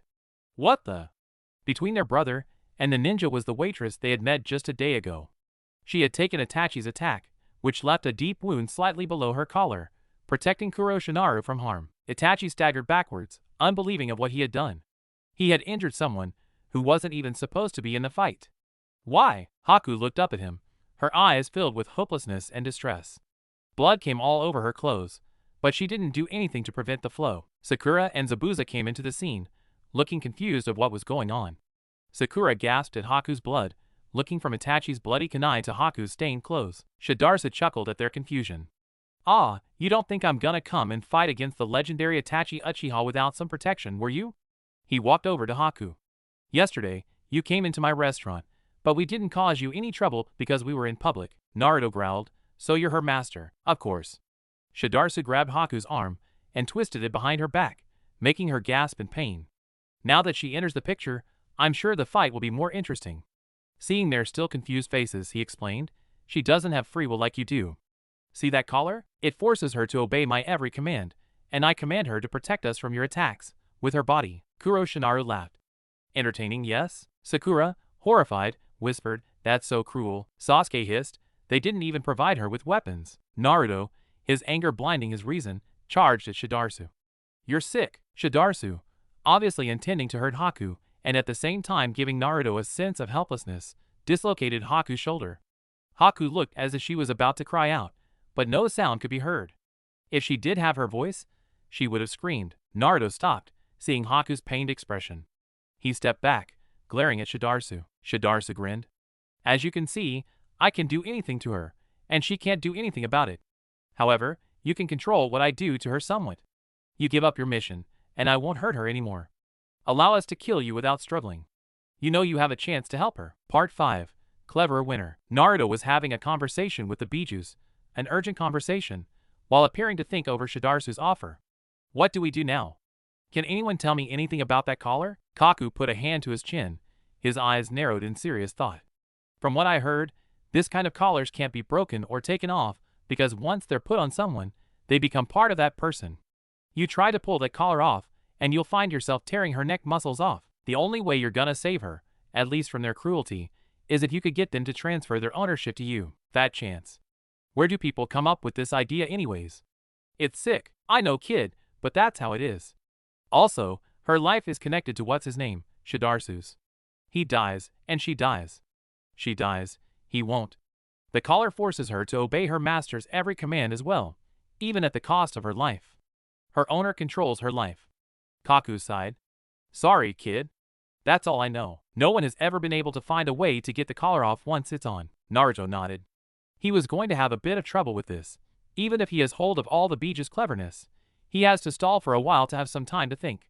He looked up at Shidarsu, accidentally meeting Haku's eyes instead. The hopelessness, the lifelessness, and the depression sent a cold chill down his back, and he involuntarily stepped back. What the heck was that? The Bijuus all shivered. Even they were slightly shaken. Soku hissed, they're no normal eyes, Kit. They're the eyes of death. Kyuubi cried, horrified. What have they done to her? Naruto understood the Bijuu's panic and horror. All his life, he had never seen someone so lifeless and hopeless, giving up on life completely.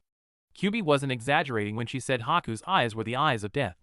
Naruto shook himself, straightening out his mind. He yelled to Shidarsu, forget the deal. If you're not gonna hurt her now, you're gonna hurt her later. No way are we gonna give up all our lives just for her. Smart kid. Then again, he was only saying what he should be saying, not what his heart says. Shidarsa shrugged. Your loss. Either way, we win. I'll just tell you outright. I know you can't bring yourself to kill someone who has no part in this battle, Naruto growled. Shidarsa was taunting them, giving them the sense of helplessness. He's smart, Naruto'll give him that. He was weakening them that way, just by taunting them. Afterwards, it will be easier to defeat all of them altogether. Needless to say, it was working. Itachi whispered to Naruto. What if we all attack at the same time? She can't possibly protect all of them at once. Itachi, she'll probably get split in half in an attempt to be at more than one place at once. Naruto kept his gaze on Haku as he spoke. Itachi gulped inaudibly. This mission was turning out more twisting and confusing to the mind than he thought. They were practically split in half, their minds and their hearts turning against each other in their bodies. Shidarsu smirked. They were acting just as he planned. Ninjas were all like that. When it comes to a mission that requires more than just focus on the mission itself, they all became confused of what to do. These ninjas will be no different, no harder to defeat than the ninjas before them. He made a hand sign, and the all-out battle begun. Ranino and Naruto immediately engaged in a Kenjutsu match, while Sasuke and Sakura battled Kuroshinaru. Itachi and Zabuza attacked Shidarsu. They were all careful to stay in defensive mode to avoid getting Haku into the picture, and to stall for more time to think up of a plan that avoids putting Haku's life in jeopardy. This is so stupid. Stupid. Stupid. Stupid. Why do they have to use a slave in this battle? Why do they have to torture her and make her life miserable? Why do we have to be part of this? Now either way, her life is still going downhill, pulling us with it. Naruto countered another one of Ranina's uppercuts, and jumped to the side to avoid a chakra blade bursting from his sword. Meanwhile, Sasuke and Sakura were battling Kuroshinaru a distance away. As Sakura doesn't have enough brute strength, hey, Tsunade hasn't taught her yet, to counter his axe, she had to dodge and stay a farther distance away from him. Sasuke, his mind racing to think up of a loophole to defeat Kuroshinaru without having to exactly attack, was standing his ground. He was thinking of just tiring him out. However, his own energy was being used up faster than his opponent's. Losing focus of the battle at hand because of trying to come up with a plan, he dropped his guard, giving Kuroshinaru a chance to deliver a fatal wound. Sasuke widened his eyes in surprise, shaken out of his reverie. He saw the axe coming at slow speed. Time seemed to slow down. Suddenly, a flash of pink came in front of him. Sasuke gasped. Sakura was staring unseeingly at her body, a huge slash running from her left shoulder to her right hip. As Sakura staggered back, a trickle of blood streaming down from her lips. Sasuke-kun, Kuroshinaru smirked. Why don't the lovers go to the netherworld together? He grabbed Sakura by her arm and whipped her into Sasuke, who caught her. Sasuke and Sakura, who was now lifeless, were thrown off the edge of the bridge into the ocean below. Sasuke managed to stay afloat, gasping for breath. Sakura, he muttered, searching for her body in the water. There she was, sinking beneath the surface, pale and still lifeless. Sasuke took a deep breath and swam forward to save her. He pulled her to the surface, gasping. Sakura, he struggled, pulling her body towards the shore. Sasuke! Sakura! Naruto clenched his fist. That was Ife! He was done playing Shidarsu's game. The game he was sure they would lose if they were gonna continue the same way that they are. They were holding back in fear of hurting Haku, who would be hurt either way, now or later. Wait, Naruto smacked himself mentally. The plan was so simple. He had been so concerned about Haku's well-being now that he didn't consider the plan before. Kaku had suggested the idea at the very beginning. Nissan-sensei, get back. Forget Haku. She's gonna be hurt either way. Might as well take these guys with her. That's the only way. In reality though, Naruto was not planning to kill Haku at all. However, they were going to have to be good actors. Shidarsu widened his eyes. Do these ninjas really have the guts to kill an innocent person in the process to kill their enemies? Itachi caught the sign Naruto sent at him. Naruto had shaken his hand back and forth quickly, signaling to his brother to go along with the plan. Itachi glanced at Zabuza, knowing that he had caught the sign as well. Well, Zabuza-san, we should get back. Zabuza needed no prompting. He knew whenever Naruto says something like that, he was gonna do something serious. These ninjas are gonna die, no doubt. Naruto smirked. These guys won't outlive this mission. He closed his eyes and concentrated. They were in waves, a land with unlimited amount of water. Isonate's powers will come in handy. Shidarsu jumped back, his eyes widened in shock and horror. What the foo dash? Itachi retreated farther back. Looks like we're about to meet another Bijuu outside of Kyuubi-chan. Naruto continued concentrating. One tail, a green tail made of Isonate's chakra, flowed behind Naruto. Green chakra formed a demon cape around Naruto in the shape of a turtle. Two tails, another tail appeared. Three tails. Naruto opened his eyes, which were no longer a light shade of blue, but a dark shade of green. You're gonna die, Naruto announced, his voice slightly altered. Sasuke pulled Sakura's body onto the shore, panting from the effort. He laid her on the sand and whispered, Sakura? Sakura groaned nearly inaudibly. Sasuke sighed with relief. He bit his lower lip, staring at Sakura's still bleeding wound. If he doesn't stop the flow, she's gonna die from blood loss. He was no doctor, but he had seen Naruto channel chakra into his grandfather's wound before to quicken the healing. Sasuke wasn't sure if he could do it though. Naruto had said if he channeled the chakra into the person the wrong way, he could end up killing the person instead. Then again, she'll die if I don't do it, so might as well take the chances. Sasuke placed his hand over Sakura's wound at the shoulder and channeled his chakra through, careful to channel a bit at a time. It seems to be working. Suddenly, a noise turned his focus. He looked backwards, pulling his hand away, and gasped. The water in the ocean was turning greenish, as if infused with chakra. The ocean was also unstable, dangerous currents swirling against each other. What is going on? Shidarsu gulped and stepped back, away from Naruto. Renanu was right. They really had been underestimating the kids. That was an understatement too. Naruto smirked. Ready yourself. The bully is about to be the bullied. He lifted his arms, and the water in the ocean rose into the air. He charged at Shidarsu at superhuman speed with the water rushing behind him. As he expected, Haku appeared in front of her master to take the damage. Naruto rammed right into her stomach, knocking all the wind out of her. The water swirled around her, nearly drowning her. After the water subsided, Haku was unconscious on the bridge floor. Renanu whispered to Shidarsu, well, you better get that brain of yours working to think up of a plan. This guy ain't afraid to kill her. Shidarsu's brain was racing. So they weren't up against a normal kid, they were up against a Jinchuriki. A Jinchuriki who knows how to completely master the Bijuu's powers. Naruto turned to him with a manic expression on his face. He rushed at Shidarsu, his tails flowing behind him. Again, Haku, even though she was unconscious, intervened. Shidarsu was desperate. Stop! Naruto stopped. His fist was 2 inches from Haku's face. What? Any last words? Shidarsu knew very well that Naruto still cared for his slave's well-being. The only reason that he could possibly have for killing her was to end her misery, since she was still owned, and in the process could still be tortured by Shidarsu himself. So, if he was going to survive this battle, he was going to have to make sacrifices. I'll make a deal with you. What's the deal? Naruto's eyes narrowed suspiciously. The deal will be fair. We both gain something, and we both lose something. You said you wouldn't agree to our last deal because she could still be tortured by me later on, after our battle, and that you weren't gonna sacrifice all your lives just for her. Well then, I'll make this fairer to you. I'll transfer my ownership of Haku to you, but you'll have to leave this country and never come back, abandoning your mission right now. Naruto was grinning inside. His plan worked. He had driven them to desperation. His tails disappeared, and he appeared to be thinking for a minute. Itachi ran over to him and whispered into his ear.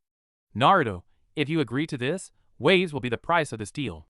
Tazuna's the only bridge builder who's still courageous enough to continue this work. If we leave, he won't have enough time to find another team to protect him before these guys kill him, stifling the only chance of saving this country. Nissan, she lived a terrible life. I'm not gonna give up the only chance of saving her, Naruto replied resolutely. However, he looked up at Shidarsu. I do want to know how you know that we would keep our end of the bargain. Easy, your code of honor, Shidarsu shrugged. Naruto, don't do this, Itachi pleaded. I agree to the deal, Naruto announced to Shidarsu. Good. Shidarsu smirked and took out some papers. Here are her papers. You have to sign to our deal first though. He wrote down the terms of the deal they had just agreed to, and set the paper in front of Naruto after signing his own name. He also gave Naruto Haku's slave contract after he signed the first contract. The moment you sign Haku's contract, the caller will recognize you as her new master. Naruto nodded and signed both papers, starting with the paper that had the terms of their deal on it. Then he signed Haku's slave contract. The moment he finished writing, he could see Haku's collar glow, signaling that the caller indeed had recognized him as her new master. He wasn't really expecting it to be a trick though. Shidarsu had been desperate. He wouldn't want to trick Naruto. Behind him, Zabuza chuckled at Itachi's distress. Itachi looked up at him. What's so funny? We just gave up a mission to save waves. Zabuza grinned under his mask. Clever, isn't he? This was his plan all along. Knowing that the transfer of slaves requires signed contracts, he drew a conclusion that Shidarsu would also make a contract to seal their deal. Shidarsu believed in signing contracts to seal deals. Well, haven't you noticed? That brat switched hands. So Naruto had switched hands when he switched contracts, using his left hand to seal their deal while using his right hand to seal Haku's contract. Shidarsu straightened up. Well then, I guess we should finish our work at Kuro Rananu. He turned to Tazuna, who had turned pale over the course of the signing. Well? He looked back at where Rananu and Kuro Shinaru were supposed to be alive. He gaped, horrified. Itachi and Zabuza had made short work of him. You signed? Naruto smirked. Let me just tell you something. When someone signs a contract with his or her left hand, he or she hasn't really agreed to it, so the contract would not have come into effect. Both parties didn't agree to it. In one swift movement, he killed Shidarsu with his katana. As Shidarsu breathed his last breath, Naruto said emotionlessly and coldly, I told you that you wouldn't survive this battle, both the battles of wit and physics. Part 6, Ice Queen. Sasuke grunted as he pulled Sakura onto his shoulder and carried her towards the bridge. Sakura's breathing was now more even, and her face had some more color to it. Sasuke looked back at the water in the ocean. It was now back to its normal color, and was swishing gently and peacefully. I wonder what happened. He half-dragged, half-carried Sakura over to the bridge. He was expecting everyone to still be fighting, so what a surprise he found when everyone was waiting for him, with Tazuna continuing to build the bridge, looking assured that he won't be attacked. What's going on? Naruto looked up, his eyes filled with pure joy. Sasuke! Sakura! He ran towards them, giving them a huge hug. Sakura smiled weakly. Nice to see you too, Naruto. Sasuke just saved my life, just as you did mine. Sasuke's voice was soft. Naruto grinned and stepped back. He wanted to see what happens. Sakura looked up at Sasuke in the eyes. For a moment, it seems as if something clicked between them. Suddenly, Sakura made the first move. She leaned closer to Sasuke.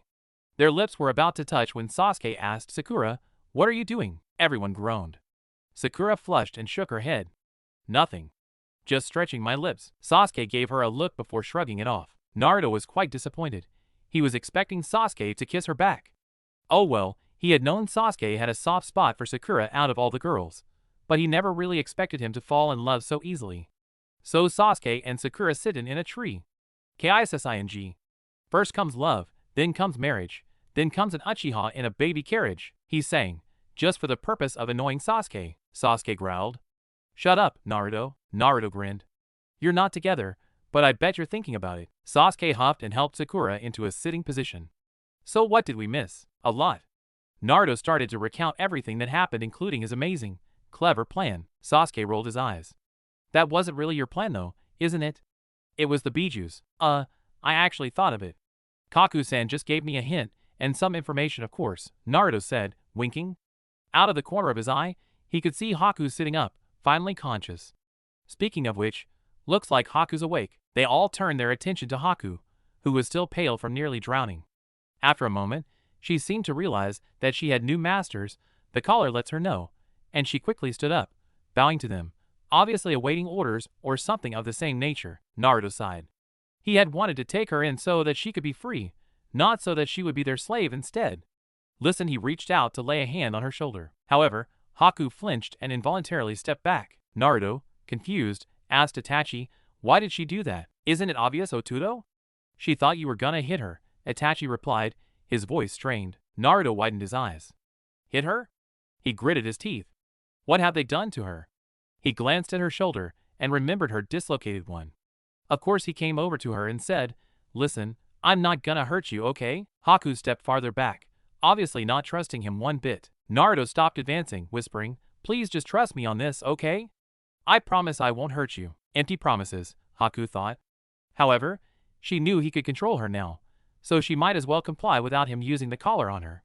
She walked slowly forward towards Naruto. Naruto could recognize the signs immediately that she was coming to him out of fear, not trust. He couldn't expect more though. How could he expect her to trust him, who was nearly a complete stranger? He will have to start from there though, not using the collar. He gently pulled down her top to her dislocated shoulder. He began healing it. Haku stared blankly at his glowing hand on her shoulder. Why was he healing her? It only takes up his energy unless he was doing this so that he could torture her later on. When he was done, she moved her shoulder stiffly. It was as good as new. So he kept his promise for now. He might only be doing this to get her trust, and then later on, hurt her worse. Naruto grinned. See, I told you I wouldn't hurt you. Maybe we can find a way to get that collar off of you too. Haku, horrified, staggered backwards.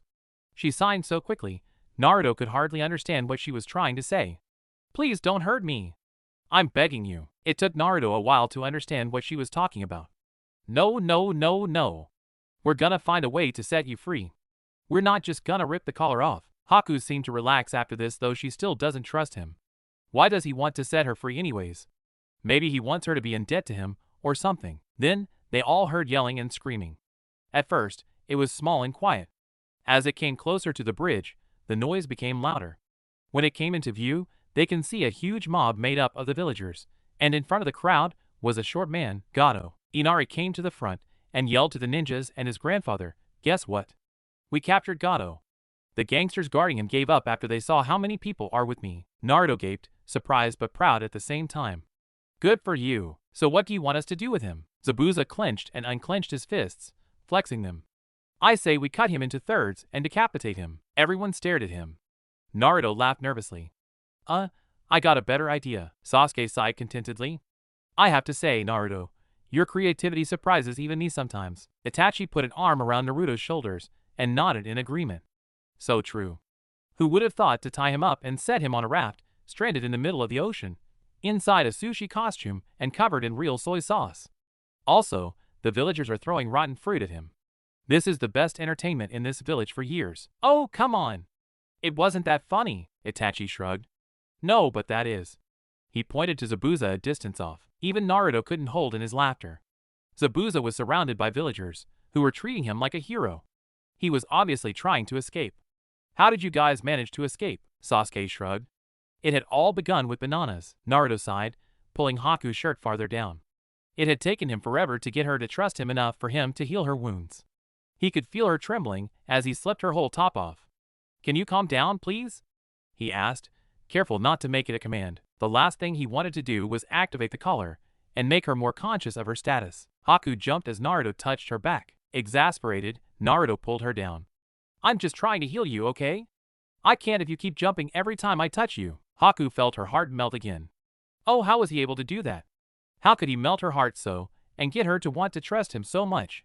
He was pulling her into a trap, and she couldn't resist it much longer. Trust would only lead to pain later on. Naruto grimaced at the scars still present from the whipping she endured from her previous masters. He couldn't get how people can be so cruel. The silence was making him uneasy, so he asked, how old are you anyways? 15. So she was 2 or 3 years older than him. Surprisingly, he had thought she was only 13. Now, to solve a few pieces of the puzzle, he asked, though he knew it was impolite to ask such things, how are you mute? I know I'm acting nosy, but I'm just trying to know more about you. Were you born mute, or do you just don't talk and eventually you forgot how to talk at all? Haku hesitated. Then she signed, it's because of the collar. Long time ago, I could talk, but then, when I was captured by slave drivers, it all changed. The artists who made these kinds of collars designed them so that they could control the slaves. The collars were designed to make them in one or more ways inferior to their masters, so each and every one of them contain a curse, handicapping the wearer, muteness, blindness, etc. I eventually got used to my handicap, but it's still there. The only way for me to be able to talk again is if this collar is removed from me. Then again, I haven't spoken for so long, I probably forgot how to speak anyways. Naruto was silent the rest of the healing that night. Hey guys, have any of you seen Haku? Naruto searched worriedly around the house. It's 11 already, and I can't find her anywhere. Sakura looked up from her book. Maybe you should check outside? Naruto nodded, sighing exasperatedly. He went outside, calling Haku. Where could she have gone? He sniffed the air, trying to pick up her scent, and, finding it, followed it to a small lake behind the house. Haku? Come on, I know you're there. You don't have to hide from me. There was a rustling noise, and Haku came out from behind a rock. Naruto gave her a look. It's 11 already. Come inside. You're gonna catch a cold if you stay out here. He took her hand and led her back into the house. What were you doing out there anyways? Looking at the stars. Does it bother you, master? It does if you stay out there all night, Naruto replied. He led her to their room, which was dark. Sakura finished with her nighttime reading and all. Anyways, there are only 2 beds, so you'll have to share with one of us. I can always sleep on the floor, she signed. One thing she was sure of, the floors of this house would be much more comfortable than the floors at her old master's house. At least, they don't have broken pieces of marble here and there to stab at her back. Naruto pretended not to see what she had signed. Oh well, look at that. Sasuke's already sleeping with Sakura. What a surprise! She sneaks in next to him whenever he falls asleep. Well, Haku, he laid down in the other bed and patted the spot next to him. Haku sat down on the bed and took a moment to feel the soft covers. She hadn't slept on a bed for years. Finally, she laid down and curled up, staying as far away from Naruto as possible. Naruto just smiled and pulled the covers over both of them. Good night. Haku curled up tighter. She has to be careful around Naruto. He's getting closer to her heart. Part 7. Breaking the ice. Haku opened her eyes. The sun was streaming in through the window. How long have I overslept? She thought, noting the fact that the room was empty of people except for her. She got up and walked to the kitchen. Sasuke, Itachi, and Sakura were all at the table, finishing up with breakfast. Itachi smiled at Haku as she entered the room. If you're looking for Naruto, he's out for his morning jog. It's only 5 in the morning, so you can go back to sleep if you want. Haku shook her head and went outside, hoping not to encounter Naruto, as she enjoys the peaceful morning. She decided to go back to her hiding place yesterday night. Birds were chirping, and she smiled. Morning was her favorite time of day. She rounded the corner, then she backtracked. What's he doing here? Naruto was in the backyard, tapping his toes as if readying himself. He looked around, making sure no one was spying on him. Of course, outside of Haku, no one was about that early in the morning. Naruto sighed, muttering, I shouldn't be doing this. Doing what? Naruto straightened himself, narrowing his eyes determinedly, and looking ahead. Suddenly he shot forward, emitting dirt and dust behind him. Haku gaped, amazed. Naruto smirked at nothing in particular, just from running at superhuman speed. He reached the other side of the island in record time and ran straight into the ocean, running so fast he wasn't even sinking. He rounded on the ocean and shot back again. His trail was lit with dirt and dust. He finished 10 laps around the island in 5 minutes. As he ended his rounds, he turned sideways and stopped altogether, sliding to a stop right in the backyard. The dust and dirt settled gradually. Naruto panted slightly, grinning. That feels so good, he whispered. Haku shook herself out of her amazement and stepped backwards slowly, feeling that this wasn't the time to announce her presence. However, her foot stepped on a stick and a small snap sounded through the air. Naruto snapped his head up, aware that he wasn't the only one there. After he sniffed the air for a few seconds, he called out, Haku, I told you that you don't have to hide from me. Haku stepped out from behind the house. How much did you see? Naruto asked, walking towards her. Haku stepped backwards, away from Naruto, afraid that she might have done something wrong, and that she might be in for some punishment. I saw you running. Instantly, instinctively, Naruto's brain began racing. His eyes glinted slyly, and he, instead of denying anything or ordering Haku to forget the event or anything of the same manner, said, running, He paused, looking deep into Haku's eyes. Can you do me a favor, Haku, by not talking about this to anyone? The only ones who know are my family, the Hokage, and my teachers. They're the only ones who know my full potential. You're the first outside my circle to know this. So can you keep it a secret? Why won't you just order me to do it? Why don't you want others to know your full potential? Haku had so many questions. The way her master's mind works confuses her completely. I don't want them to treat me different from who I really am. The real me is here, not the guy you just saw running at lightning speeds a few minutes ago. I won't order you because I don't want to activate your collar and treat you as a slave. Naruto placed his hand on her shoulder. Also, I trust you, and I hope someday you'll trust me too. Haku turned away, signing, It's not easy for me to trust. Naruto whispered, I know. Either way though, I trust you. Haku clenched her fists. There he goes again. He was melting the ice surrounding her heart. Why does he want to hurt her so? Haku? Naruto peered concernedly at her. Haku, confused and disoriented, felt anger rising up in her against Naruto. She hadn't felt anger in such a long time that she had forgotten how hard it was to control its smack. She stared in horror at what she just did.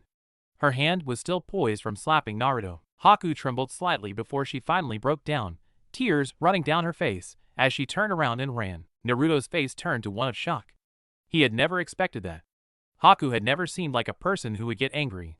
I guess everyone gets angry sometime or later, but I wonder why she did that. Itachi sighed behind him. I guess that didn't go so well, did it? Naruto shook his head sadly and asked, Why did she do that, Itachi-Nisan? What did I do wrong? Naruto, you must understand that Haku is a broken slave. It's gonna take a lot of patience to fix a broken slave. You have to show her that you're trustworthy many times. She's not just gonna trust you after a day or two. Sometimes, it might take years to gain her trust completely. You've been a little too hasty. Now she's confused, not understanding your actions or your intentions. Go slowly, and be patient. Naruto nodded.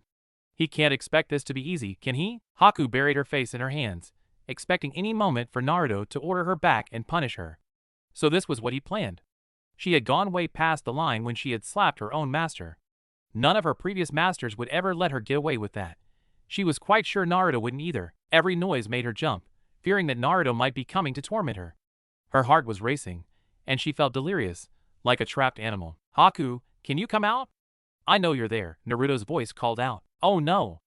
Haku looked frantically around, searching for where the voice was coming from. I'm right here. She spun around. Naruto was right behind her, smiling. She stepped backwards, though she knew quite well that she couldn't escape what he intended for her. Tears flowed down her cheeks, but she ignored them. Might as well get this over with, she thought, defeated. She knelt down and got on her hands and knees. She'd rather not get hurt more than she is going to be already. She learned from experience that if she tries to escape her punishments, she get hurt worse, much worse. She waited for the blows, but they never came. Instead, gentle hands pulled her up. What was going on? Come on. I promised I won't hurt you, and I always keep my promises. Naruto hugged her gently, careful not to make any sudden movements. I know you have the right to never trust again after all you've been through, but if you don't trust, how will you ever know what happens if you did? Haku widened her eyes. Such gentle arms, she looked up into his eyes, searching for any deception. However, she found none. His eyes were honest, truthful, and kind. Could she really learn to trust him? Could she ever learn to trust again? Haku gingerly touched Naruto's cheek, the one which she had slapped, expecting any second that he would hit and beat her. Maybe I could try after all. He did stick to his promise, at least to this far in time. Naruto's smile brightened. She trusted him, at least a bit. It was a start. So will you give me a chance? Please? Haku hesitated, uncertain. She wasn't ready to give him a straight answer yet. How will she answer him? Being mute had dulled her skills in expressing her emotions and describing her feelings. Naruto understood and said softly, slightly sad, I'll wait for your answer. You don't have to answer today. You can answer anytime you want to. Why is he being so nice to me? Haku felt crushed. Naruto's voice had sounded so sad. Come on. You haven't had breakfast yet, have you? Naruto pulled her gently back to the house. When they entered, they found Itachi at the table, writing a report of the mission for the Hokage. He looked up at them and smiled. The moment their eyes met, Haku knew that he knew about what happened in the backyard. She flushed, but Itachi just went back to writing. Maybe I could learn to trust them. Zabuza burst into the room, followed by Sasuke and Sakura, who were chasing him and yelling, Come on, you promised you wouldn't be Mr. Grumpy Pants. Zabuza yelled back, I promised that.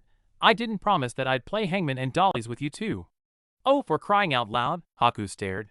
She had no idea what was going on. Aren't shinobi supposed to be composed and calm and command respect? But here, two teenagers were annoying an older shinobi, and no one was even gonna stop them. In fact, Itachi and Naruto were laughing along with Sasuke and Sakura, who finally managed to jump Zabuza. These ninjas are strange. That night, Haku turned around to face Naruto instead of facing the other way. She knew she should give him a chance. He had trusted her in so many ways. However, caution was holding her back. He was still her master, and she was still his slave. Naruto stared at her in the darkness. You know, you're gonna fall off the edge if you keep sleeping that far out. Haku knew it was the truth. She was on her side, and was so close to the edge, it was nearly certain that she'd fall off in the middle of the night. But the bed was small, for two people, and if she comes closer to the inside, she'd be way too close to Naruto for comfort. Naruto sighed and got up. You can have the bed then, he whispered as to not wake up Sasuke and Sakura. Haku blinked, curious. Where was Naruto going? Naruto shook his head, seeing Haku's expression.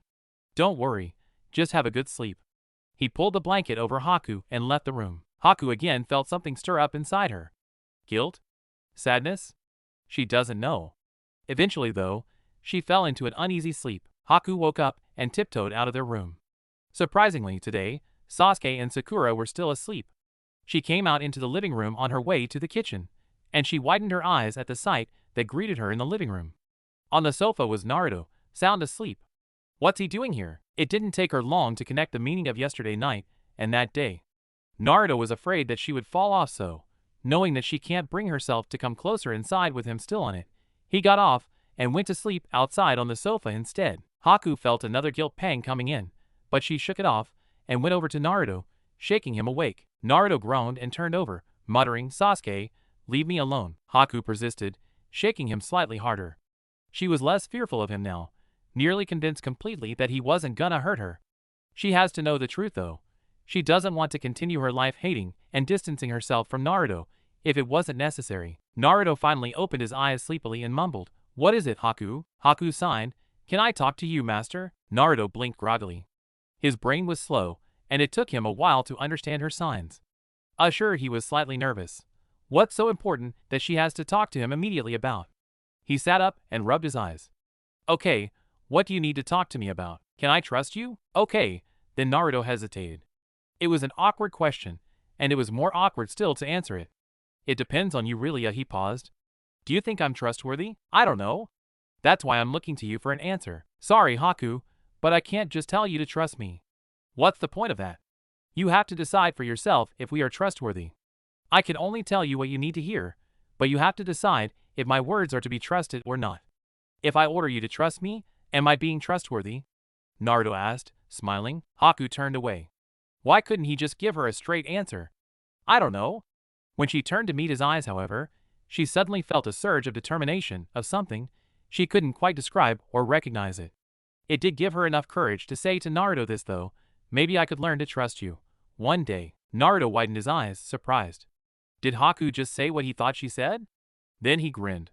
Then I'll make sure you won't be disappointed. Suddenly Sasuke came stomping into the room, disrupting their intimate conversation.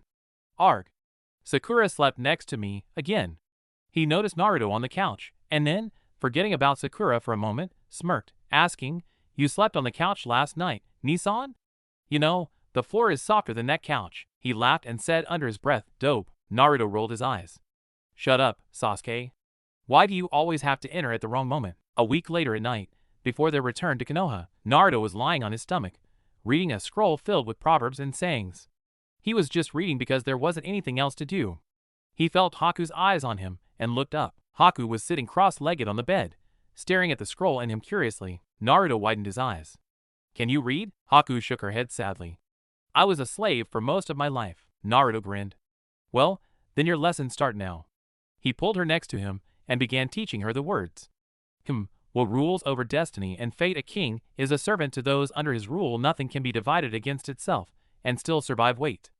Naruto stared at the saying. Nothing can be divided against itself and still survive, he muttered. An idea popped up inside his mind. He wasn't sure if it would work, but he was willing to try. Haku, I'm gonna try something on your collar, okay? Haku, suddenly fearful, gulped but nodded. The collar's purpose is to make you follow my every command and please me outside of muting you and making you a slave, right? Naruto asked. Haku nodded, not understanding what he was getting at. However, she decided right there and then that she was going to trust him on this, and then see if he was going to break her trust. He was right when he said that if she doesn't trust, she won't be able to know what happens if she does. Well then, she was going to give him just this chance. Well then he looked at the collar around her neck and said out loud, determinedly, I want you to be able to talk. Suddenly there was a loud snap coming from the collar, and a crack ran down its front. Naruto, encouraged, said, I want you to be free. Another loud snap sounded, and another crack ran down its back piece. I want you to have free will to defy me. With a loud snap, the collar came off Haku's neck and, with a loud bang, it dropped to the floor. The door burst open and Itachi, Sasuke, and Sakura came in. What's going on? Did you break something? We heard noises. Itachi stopped, staring at the broken collar on the floor. How did you? Naruto grinned. Nothing can be divided against itself and still survive. The collar can't survive if its purposes oppose each other. I guess that makes me the first person to ever find a way to take the collar off, huh? He turned to Haku. I told you that I'd find a way to get rid of it. He picked up the broken pieces of the collar and threw them away into a garbage can inside the room. Haku felt her neck, marveling at her freedom.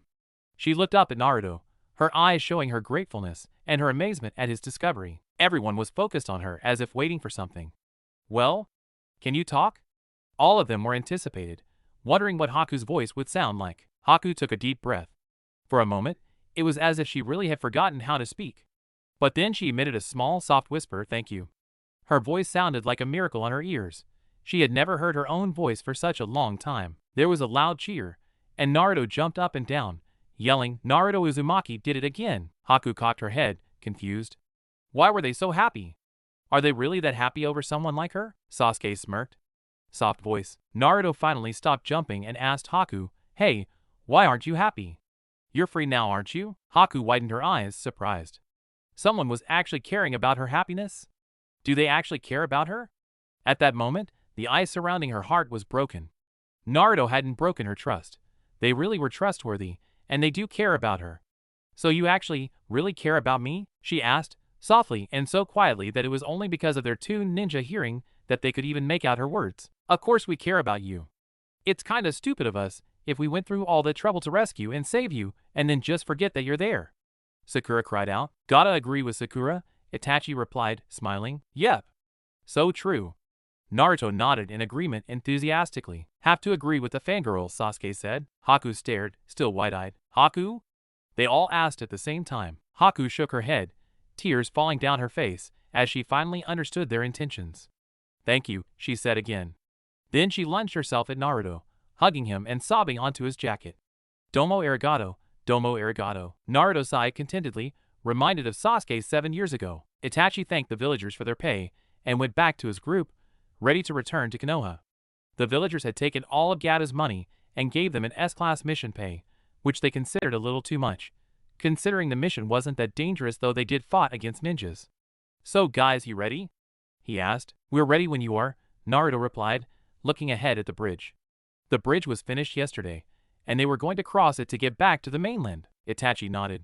Alright then, let's go, Sasuke whispered to him. Ironic, isn't it? Tazuna-sen named it the Great Naruto Bridge. Strange name, huh? Sasuke, I think it's a fine name. Fine, sure. Awkward. Also sure. The trip back to Konoha was uneventful. The only thing happened was that they were attacked by bandits on the way, and Sasuke had taken care of them single-handedly. Once they arrived at Konoha, they all separated. Sakura went to Ino's house, Itachi went off to hand in his report, and the rest went towards the Uchiha compound. You'll love them, Sensei, Haku. The Uchiha clan is one of the strongest clans in the world. They have a Kekai Genkai called the Sharingan, and it can copy an opponent's jutsus and stuff. Sasuke's Sharingan only has one tomo though, but it's still pretty cool, Naruto drabbled on. Naruto, you talk way too much, okay? You haven't stopped talking ever since we left Waves, Sasuke groaned. Zabuza finally smacked Naruto in the head and snarled, Shut up already, brat. The Uchiha is right. He was having a headache from listening to the blonde. However, Naruto refused to keep quiet. He was too excited for their new guests to move and to live with them. This is going to be so fun. He ran ahead towards their mansion, leaving Sasuke, Zabuza, and Haku to stare after him, all thinking the same though, he is the nuttiest kid in the history of the ninja world. Naruto burst through the door, calling in a sing-song voice, Okayasan, Otusan, we're home, and we brought guests too. Mikoto came out from the kitchen and chuckled. Back already? Fugaka's at the police station at the moment. He'll be back in about 1 or 2 hours. So who are your guests? They're welcome to stay for a while. Naruto hesitated, his grin faltering slightly. Actually, they're gonna have to live with us for more than just a while. Mikoto widened her eyes. What? Okayasan, I'm home. Sasuke called as he entered the door, followed by Zabuza and Haku. Mikoto gaped. These are the guests, Naruto? She stared at Zabuza, who towered over her. Naruto laughed nervously. Yeah, they'll be living with us. So is that okay, Okayasan? Mikoto looked shocked for a while, but then she smiled, having gotten over her shock, and replied, It's okay with me, but we'll have to check with your father first, Naruto. I don't see why not. We have plenty of guest rooms. So care to explain how you came across them? Sasuke and Naruto began explaining everything, leaving out the fact that Haku was a slave formerly, because there was no need to inform her of that considering that Haku is no longer a slave. Mikoto smiled brighter. Well then, you two can stay here until Fugaka comes back. I'm making tomato soup, so I hope you're staying for dinner. It's Sasuke's favorite. Sasuke twitched. Naruto smirked. He knew the Uchiha had a strange addiction to tomatoes and onigiri. Naruto could never understand that. Mikoto also chuckled at Sasuke. Have fun, kids. She walked back into the kitchen just as Itachi arrived home. Itachi panted, looking hurried. Got a bunch of stuff to tell you guys. He threw a bunch of papers on the counter and began muttering under his breath as he read, Chunin exams him. They seem capable advancing in missions. Register as a villager or a ninja. What is it, Nissan? Naruto peeked over his shoulder. Itachi stopped reading and chuckled. It's a lot to talk about. All of you sit down. There's a lot to talk about. He took the papers and set them down on the living room table instead. He sat down on one of the sofa and motioned for the others to do the same. First of all, I'd like to inform you, Sasuke and Naruto, that there will be a Chunin exam in about 2 months. I think you are capable, but the decision is up to you. I have already informed Sakura's parents, and they say that she could participate if you participate, of course. If you do want to participate, I'm totally fine with it. Naruto jumped up. Of course we'd participate. We're ready, Itachi laughed. Right? I don't even need to ask, do I? You're ready for anything. He looked down at his papers again. Also, when I handed the report in for Hokage-sama, he said that since you guys have proved yourselves